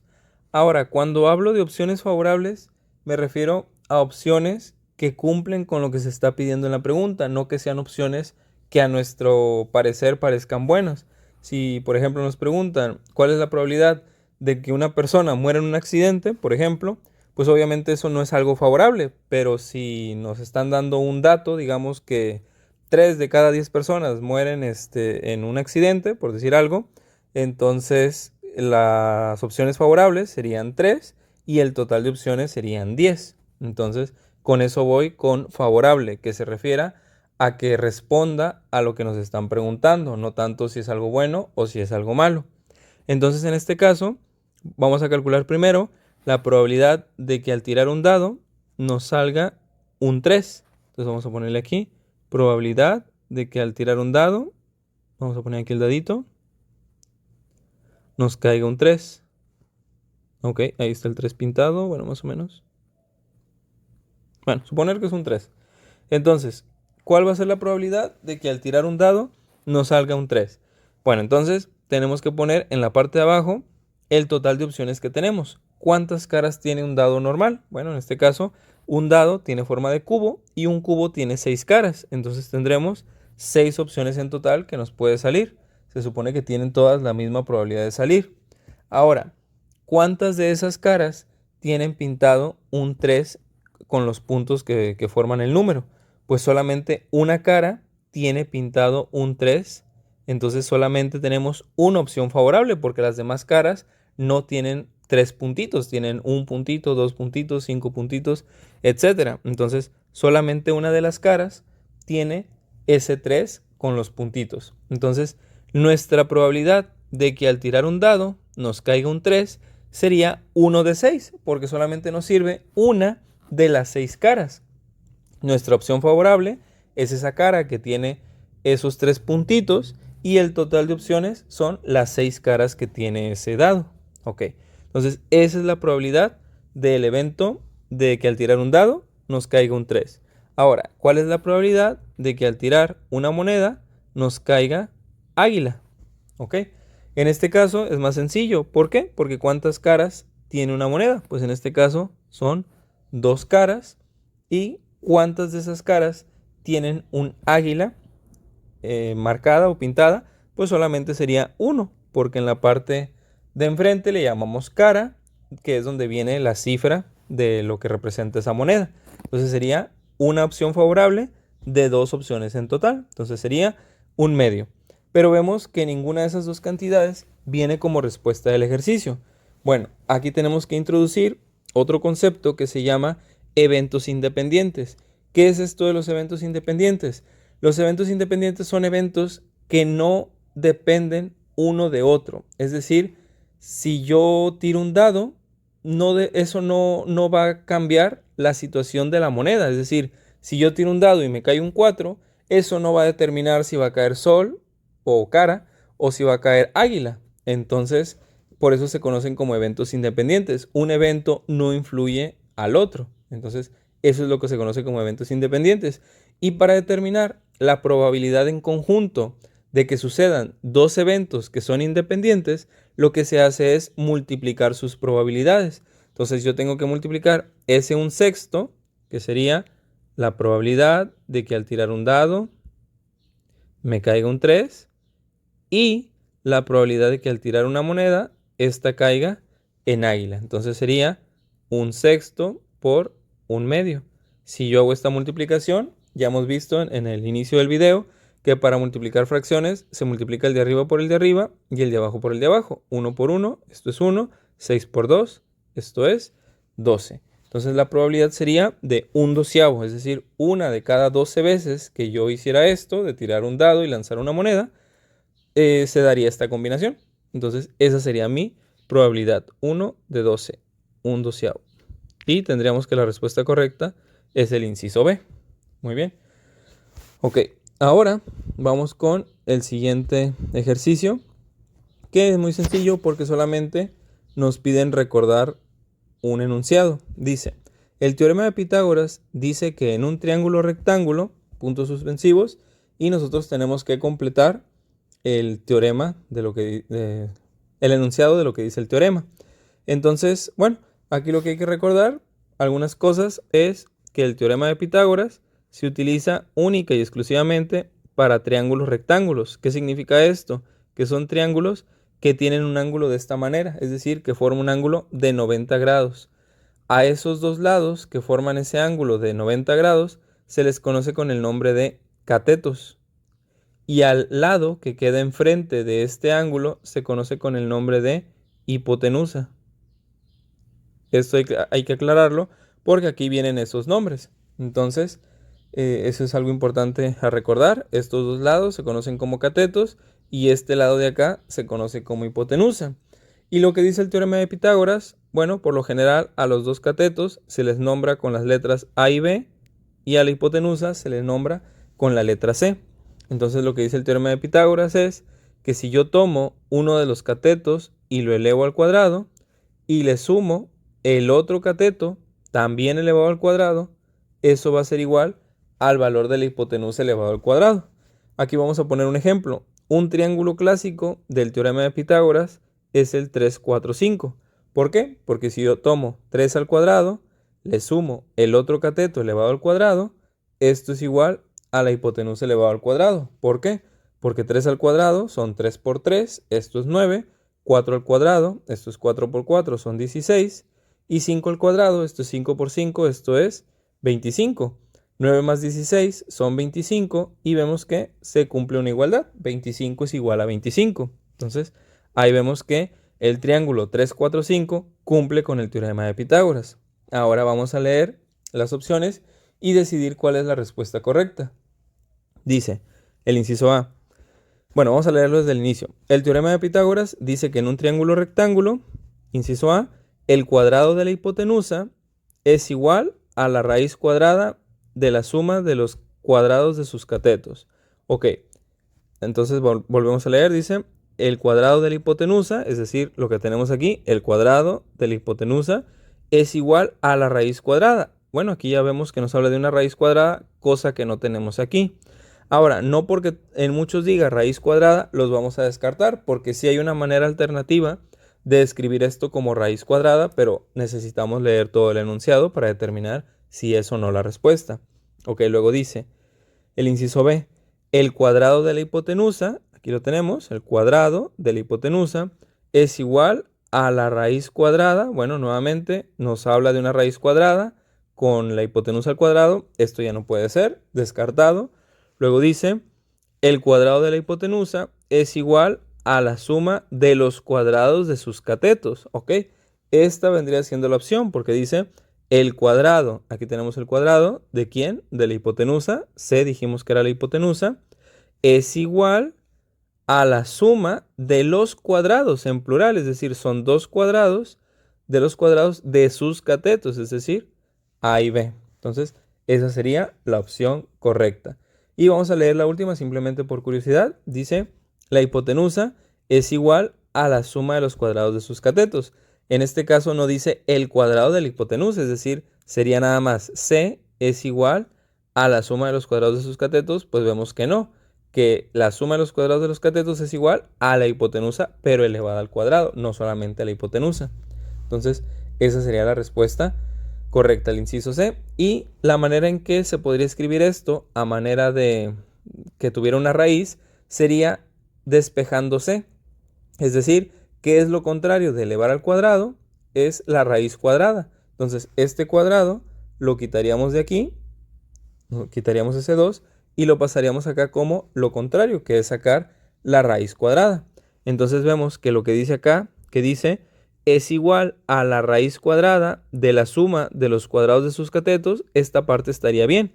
Pero si se fijan dice el cuadrado de la hipotenusa es igual a la raíz cuadrada, y no es cierto. Solamente la hipotenusa es igual a la raíz cuadrada, no el cuadrado de la hipotenusa. Entonces, eso era lo que no dejaba que estuviera bien la opción A. Entonces, bueno, esa sería la manera alternativa del teorema de Pitágoras, con la hipotenusa despejada. Y la otra manera es sin esta raíz y con el cuadrado arriba de la C. Pero bueno, entonces ahí tendríamos ya las dos maneras de expresar el teorema de Pitágoras. Luego dice el siguiente ejercicio, ¿cuántos centímetros cuadrados tiene el área total de la figura? Y nos dan bastantes medidas. Nos dice que la altura de cada triángulo es de 1.5, la base de cada triángulo es de 0.5 y que el apotema es de 1 centímetro. ¿Qué es el apotema? Bueno, tiene que ver con la figura que está en el medio, que es un pentágono. ¿Ok?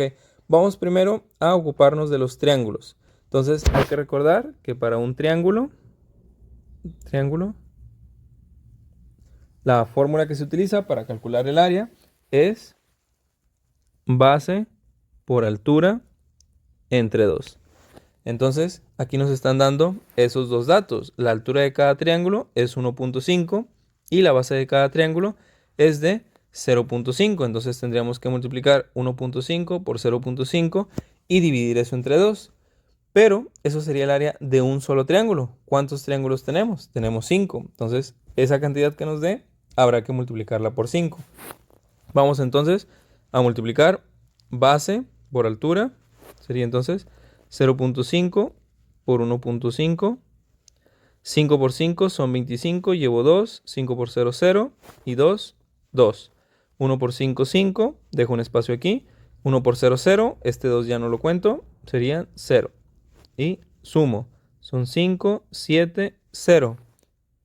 Y recordar que en este caso tengo que recorrer el punto decimal la cantidad de veces que también tenga aquí el punto decimal recorrido. Aquí tengo un espacio y acá también tendría otro espacio porque el punto decimal lo tengo aquí. Es un espacio de aquí abajo más otro espacio de acá. Son dos espacios, por lo tanto sería 1, 2. Entonces la cantidad que me quedaría sería 0.75. Eso sería multiplicar la base por la altura. Ahora tengo que dividir 0.75 entre 2. 0.75 entre 2. En este caso, lo que puedo hacer es, ¿cuántas veces cabe? El 2 en el 0, cabe 0 veces. 2 por 0 es 0. Y me sobra 0, lógicamente. Como ya llegué al punto decimal, este lo subo y bajo el siguiente número. ¿Cuántas veces cabe el 2 en el 7? Cabe 3. 2 por 3 son 6. Me sobra 1. Y bajo el siguiente número. ¿Cuántas veces cabe el 2 en el 15? Cabe 7. 2 por 7 son 14. Me sobra 1. Y como ya no tengo más números que bajar, lo que puedo hacer es seguir bajando ceros hasta que yo lo decida o me quede un valor exacto. ¿Cuántas veces cabe el 2 en el 10? Como sería el caso. En este caso cabe 5 veces. 2 por 5 son 10. Y me sobrarían 0. Entonces quiere decir que dividir 0.75 entre 2, esto es igual a 0.375. Y ese sería el área de un solo triángulo. ¿Qué me falta? Multiplicar eso por la cantidad de triángulos que tengo, que son 5. Entonces 5 por 5 nuevamente son 25, 5 por 7 son 35 y 2, 37, llevo 3. 5 por 3 son 15 y 3 son 18. Bueno, llevaría 1, 8 y llevaría 1. 5 por 0, 0 y 1, aquí está, 1. Entonces me queda este número, pero nuevamente tengo que recorrer el punto decimal la cantidad de veces que tenga también aquí recorrido el punto. Como aquí son 1, 2, 3 y aquí abajo no es ninguno, serían 3 espacios. Sería 1, 2, 3. Entonces el número sería 1.875. Que tener cuidado. Vemos que vienen las respuestas, pero no va a ser la respuesta correcta porque aquí apenas tenemos el área de los 5 triángulos. Todavía nos hace falta el área del pentágono que está en el centro. Entonces, tener cuidado. No porque un número de sus operaciones les aparezca en el resultado, significa que esa ya va a ser la respuesta correcta. Muy bien. Ahora, ¿cómo le hacemos para sacar el área de un pentágono? Bueno, para sacar el área de un pentágono, la fórmula es perímetro por apotema y dividido entre 2. Entonces, ok, ¿cómo le hacemos? El apotema ya me lo están dando, dice que es 1 centímetro. Pero, ¿cómo le hacemos para sacar el perímetro? Bueno, pues vemos que el perímetro vendría siendo esto que estoy remarcando ahí. Y vemos que los lados del pentágono coinciden con las bases de los triángulos. Entonces, quiere decir que esto mide lo mismo que una base del triángulo. ¿Y cuánto mide la base de cada triángulo? Mide 0.5. Entonces sería 0.5, 1, 1.5, 2, 2.5 mediría el perímetro de mi pentágono, 2.5. Ese 2.5 lo tengo que multiplicar por el apotema, que mide 1. Pues si yo multiplico 2.5 por 1, me va a volver a dar 2.5, ¿ok? Y 2.5 lo divido entre 2. Entonces 2.5 lo divido entre 2. Esto sería 1.25. Si lo quieren hacer ustedes a manera de la casita, pues aquí tienen el procedimiento, lo pueden resolver. Pero esto da 1.25. Entonces ese sería el área del pentágono que tenemos ahí. Por lo tanto, el área total va a ser la suma de este 1.875 y del 1.25. Entonces vamos a escribirlo. ¿Dónde será conveniente? Vamos a escribirlo aquí, aunque tomemos parte del otro ejercicio.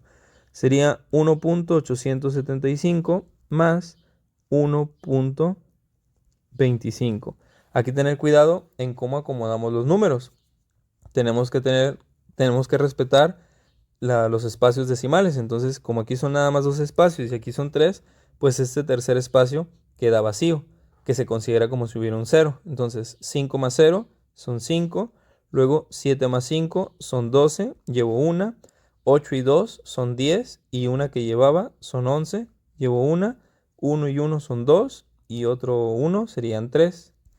Y el punto decimal simplemente se baja. Entonces vemos que la cantidad es 3.125 y nuevamente es otra cantidad que aparece en los resultados, pero este sí vendría siendo la respuesta correcta, porque aquí ya estamos considerando la suma de todas las figuras, de los 5 triángulos y del pentágono. Muy bien, entonces con esto ya tendríamos resuelto ese ejercicio y creo que ya nada más nos faltan 1, 2, creo que nada más son 3, ¿sí? Porque aquí ya empieza con la parte de la cuestión de razonamiento lógico matemático, que lo vamos a dejar para otro video porque este ya ha quedado sumamente largo. Entonces, vamos ahora con la pregunta que dice: ¿qué expresión algebraica representa el volumen de un prisma con base cuadrada del lado X con altura igual a la diferencia del doble del lado de la base y 1? Ok, parece trabalenguas, pero nos están diciendo que tenemos un prisma, vamos a dibujarlo, con base cuadrada. Entonces, más o menos lo que tenemos es esto. Ahí estaría nuestro prisma. Entonces, ¿qué expresión algebraica representa el volumen de un prisma con base cuadrada del lado X? Quiere decir que estos lados del cuadrado miden X. Ok, debemos de recordar que para calcular el volumen de un prisma es multiplicar el área de la base por su altura. Entonces, si mi base es un cuadrado, ¿cómo se saca el área de un cuadrado? Pues multiplicando lado por lado, es decir, X por X. Entonces vemos que por aquí ya tenemos X por X, esto nos da X cuadrada. Vemos que por ahí ya tenemos algunas X cuadradas. Ok, y eso lo tenemos que multiplicar por la altura. Dice, con altura igual a la diferencia. ¿Qué es una diferencia? Una diferencia es una resta. Entonces, igual a la diferencia del doble del lado. Ok, si mi lado es X, ¿cuál es el doble del lado? Pues sería 2 veces X, 2X. De la base y 1. Entonces, la diferencia entre el doble de la base y 1. El doble de la base hemos dicho que es 2X y 1 pues es 1. La resta o la diferencia sería 2X menos 1. O bueno, también puede ser, como veo aquí, 1 menos 2X. No especifican cuál, simplemente dicen la diferencia. Puede ser en ambos sentidos, 1 menos 2X o 2X menos 1. Entonces, pues vemos que la respuesta sería el inciso D. O podríamos checar, bueno, a ver, vamos a checar también el inciso A, nada más para no...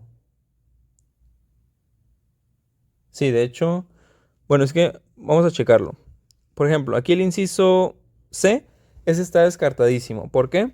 Porque nos dicen que es la diferencia entre 2X y 1, y aquí vemos que es una suma. Entonces, el inciso C no puede ser. Ese sí está totalmente descartado.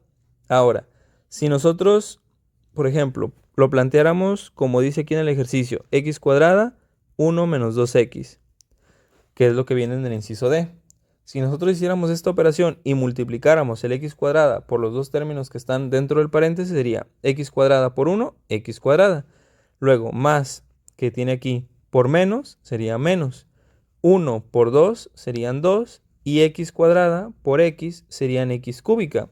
Entonces vemos que este inciso D es lo mismo que esto que tenemos aquí y se parece mucho a lo que tenemos acá en el inciso A. Entonces vamos a ver qué pasa si planteamos esto al revés, 2x menos 1. Entonces sería x cuadrada por 2x, pues nos daría esto mismo, pero con signo positivo, porque ahora este es positivo y este también es positivo. Positivo por positivo nos queda positivo.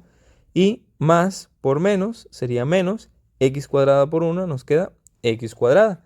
Entonces vemos que nos da lo que tenemos en el inciso A, pero en este caso sí sería en el orden en el que nos están diciendo esto. Entonces, ahí tener mucho cuidado. La opción correcta sería el inciso A, porque en una diferencia, valga la redundancia, a diferencia de una suma, sí importa el orden en el que te digan las cosas. Aquí te están diciendo que la diferencia es del doble del lado de la base, es decir, de 2x. Entonces, primero se escribe el 2x y luego el 1. Entonces, por eso es que la respuesta correcta sería la opción A y no la opción 1, que aquí está primero el 1 y luego el 2x. Uy, no se escribió. Bueno, entonces sería el inciso A. Muy bien, ahora continuamos con el siguiente ejercicio que dice ¿cuánto mide el cateto B en el triángulo rectángulo? ¿Ok? Y nos dan algunos valores de funciones trigonométricas. Estos ejercicios son un poquito, a mi parecer, un poco más complicados que los anteriores. Y a veces estos temas de relaciones trigonométricas y de teorema de Pitágoras y eso, bueno, teorema de Pitágoras puede ser que sí, pero de relaciones trigonométricas a veces no son tan comunes en los exámenes estos de admisión, pero sí va a ser común esto que lo veas sobre todo en tu segundo semestre de preparatoria, en donde se enfocan en la materia de geometría. Entonces, como pretendo que estos ejercicios no solamente sean como preparación para tu examen de admisión, sino que también te ayuden en general para tu ingreso a la preparatoria, pues vamos a resolverlos. Entonces, bueno, nos están pidiendo el valor de este cateto, ¿ok? Y nos dan una tabla donde vienen los valores de seno, coseno y tangente de ese ángulo de 49 grados con 30 minutos. ¿Esto por qué no lo dan? Porque como ya hemos dicho en un ejercicio anterior, en estos tipos de exámenes no nos dejan usar calculadora, por lo tanto no vamos a poder saber o grabarnos cuánto vale el seno, el coseno y la tangente de distintos ángulos, y menos si son ángulos tan precisos como 49 grados con 30 minutos. O sea, a lo mejor el de 50 podría ser, pero incluso no es un valor que se recuerde mucho. Entonces, por eso es que nos dan esta tabla. Ahora nosotros tendremos que saber cómo plantear esto y tendremos que saber qué valor utilizar, ya sea el seno, el coseno o la tangente. Y dependiendo de qué valor escojamos, pues será el valor que tendremos que utilizar. Bueno, entonces, ¿cómo trabajaríamos con esto? Bueno, entonces lo que tenemos que hacer nosotros es recordar cuáles son las funciones trigonométricas o las relaciones trigonométricas. Estas relaciones son tres, como hemos visto aquí: seno del ángulo, coseno del ángulo y tangente del ángulo. Este símbolo simboliza el ángulo. Ok, entonces, ¿cómo se define el seno de un ángulo? Se define como cateto opuesto dividido entre hipotenusa. ¿Cómo se define el coseno? Se define cateto adyacente entre hipotenusa. ¿Y cómo se define la tangente? Cateto opuesto entre cateto adyacente. ¿Ok? Entonces, así es como se definen las tres relaciones trigonométricas principales, porque hay otras tres. Pero bueno, entonces, ¿qué es lo que tenemos que hacer aquí? Pues nosotros debemos escoger una de estas relaciones trigonométricas de manera que nos ayude a obtener el valor de b. ¿Y cómo le vamos a hacer?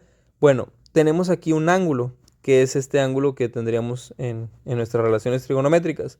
Y este ángulo lo tenemos que asociar obviamente con el valor que queremos conocer y también obviamente con el dato que ya conocemos, que es el otro cateto.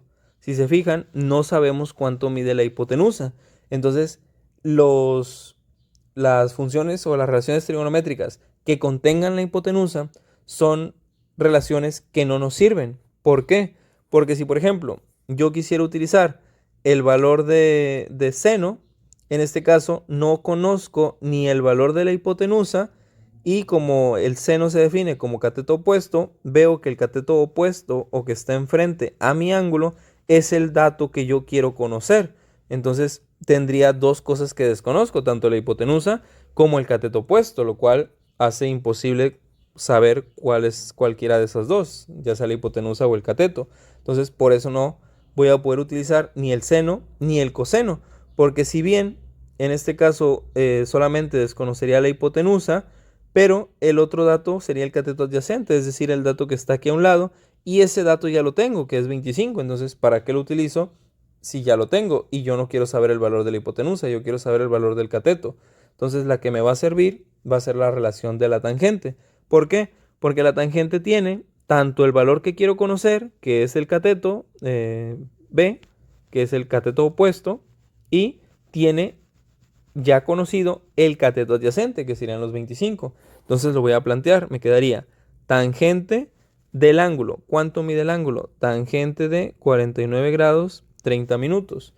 Es igual al cateto opuesto que desconozco, que es x, entre mi cateto adyacente, que es 25. Y entonces veo que para obtener yo el valor de x, que es lo que quiero conocer, necesito despejar. ¿Qué le estorba a x? Bueno, tengo aquí un 25 que está dividiendo. Si lo quiero pasar al otro lado, tiene que pasar con la operación contraria. Es decir, pasaría multiplicando. Y me quedaría 25 por tangente de 49 grados 30 minutos es igual a x, que es lo que yo estoy buscando. Y aquí, ¿cómo le voy a hacer entonces si no tengo calculadora? Bueno, acá en la tabla viene cuánto vale tangente de 49 grados con 30 minutos. Dice que vale 1.1708. Entonces voy a multiplicar 25 por 1.1708. Aquí algo importante. Bueno, eso sobre todo se podría hacer. No, de hecho sí se puede hacer. ¿Qué es lo recomendable aquí? Bueno, lo recomendable es, por ejemplo, vemos que aquí tengo un 16 y yo estoy multiplicando 25 por 1 punto y algo. Si yo multiplico 25 por 1, esto me vuelve a dar 25. ¿Qué quiere decir? Que si yo multiplico por algo más grande que 1, pues esto me tiene que dar un poco más grande que 25. 16, 19 y 21 no son cantidades más grandes que 25. Por lo tanto, esas tres las puedo descartar automáticamente y sin necesidad de hacer toda la operación que me tardaría bastantes minutos, pues yo ya sé que la respuesta correcta es el inciso D, el 29. ¿Sí? Y de esa manera te ahorras tiempo sin la necesidad de tener que hacer toda esta operación. Ahora, ¿por qué vienen esas cantidades y lo dejan tan fácil? Bueno, lo que pasa es que a lo mejor tú pudiste haber escogido en lugar de tangente el seno. Y si te fijas, el valor del seno es 0.76. Entonces multiplicar 25 por 0.76, ahí sí te da un valor más chico que 25. Podría ser 21, podría ser 19 o podría ser 16. Y lo mismo con el coseno. Si tú escogiste coseno en lugar de tangente, multiplicarías por 0.64, lo cual haría que el 25 disminuyera. Y entonces podría ser que coincidiera con alguno de esos valores. Por eso es que en las respuestas erróneas te colocan esos valores, no porque te quieran facilitar y de esa manera puedas escoger rápido el 29. Entonces, aquí vamos a completar la multiplicación simplemente para realmente asegurarnos de que nos da ese 29. Y bueno, aquí sería entonces 8 por 5 son 40, llevo 4. No, ¿sabes qué? Eso mejor hazlo con calculadora porque si no nos va a tomar mucho tiempo que estamos perdiendo para el otro ejercicio. Entonces esto te lo dejo a ti, hazlo si quieres tú en tu cuaderno o si lo quieres hacer con calculadora, no importa. Bueno, entonces ahora vamos con el último ejercicio de esta sección que dice, ¿cuál es el valor de x en el triángulo? Considera que el seno de 30 vale 1/2 y que el coseno de 30 vale raíz de 3. Bueno, aquí realmente es así, raíz de 3 sobre 2. El 2 no va dentro de la raíz, ahí es cuestión de que les quedó mal puesto el 2. Pero bueno, entonces nos están preguntando cuánto mide x. Pues es una situación bastante similar a la que tenemos acá, perdón, en el otro ejercicio, pero en este caso la situación cambia un poquito. ¿Por qué? Porque ahora vemos que x es el lado que está al lado del ángulo que conocemos. Antes, si se fijan, x era el valor que estaba enfrente, ahora está aquí a un ladito. Entonces ahora x es el cateto adyacente. Y ahora el dato que conocemos ya no es el otro cateto, como era aquí, que teníamos el cateto conocido y el cateto que queríamos conocer, sino que ahora lo que conocemos es la hipotenusa. Entonces quiere decir que tendremos que relacionar esto con una de las relaciones trigonométricas que tenga la hipotenusa. Entonces ya sabemos que puede ser el seno o el coseno, porque ambas tienen la hipotenusa. ¿Y cómo vamos a decidir si nos vamos por el seno o nos vamos por el coseno? Pues en este caso vemos que x hemos dicho que es el cateto que está a un lado del ángulo, es decir, el cateto adyacente. Por lo tanto, tendremos que usar ahora el coseno, que me relaciona a mi cateto adyacente y a mi hipotenusa. Entonces me queda coseno del ángulo. ¿Quién es mi ángulo? En este caso es 30 grados. Entonces, coseno de 30 grados es igual al cateto adyacente. ¿Quién es mi cateto adyacente? Es la variable x entre la hipotenusa, que es 4. Y nuevamente me queda un despeje similar al que tenía acá. Este 4 que está dividiendo a mi x, ¿cómo lo paso al otro lado? Pasa multiplicando. 4 por coseno de 30 es igual a x. Y aquí me decían que coseno de 30 valía raíz de 3 sobre 2.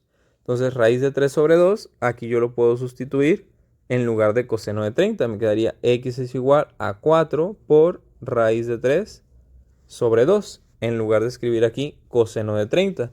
Y aquí tengo una multiplicación de fracciones. Le puedo poner un 1 para que se vea como fracción y multiplico 4 por raíz de 30, perdón, 4 por raíz de 3, esto es 4 raíz de 3, 1 por 2 es 2, y aquí simplifico la fracción que me quedaría 4 medios, esto me quedaría simplemente 2 raíz de 3, porque 4 entre 2 es 2. Entonces me queda que la respuesta correcta es 2 raíz de 3 y vendría siendo el inciso C. Y bueno, con esto tendríamos entonces resuelto la primera parte de esta serie de preguntas y de ejercicios que tienen que ver con la sección de matemáticas puras. En este caso, ya para el siguiente video vamos a empezar con ejercicios donde haya un poquito de razonamiento lógico matemático y de cuestiones de perspectiva y todas esas cuestiones de las figuras de traslaciones, rotaciones. Bueno, espero que te haya sido útil esta serie de videos, de ejercicios. Y si es así, te invito a que te suscribas para que no te pierdas el contenido de este video y de muchos más.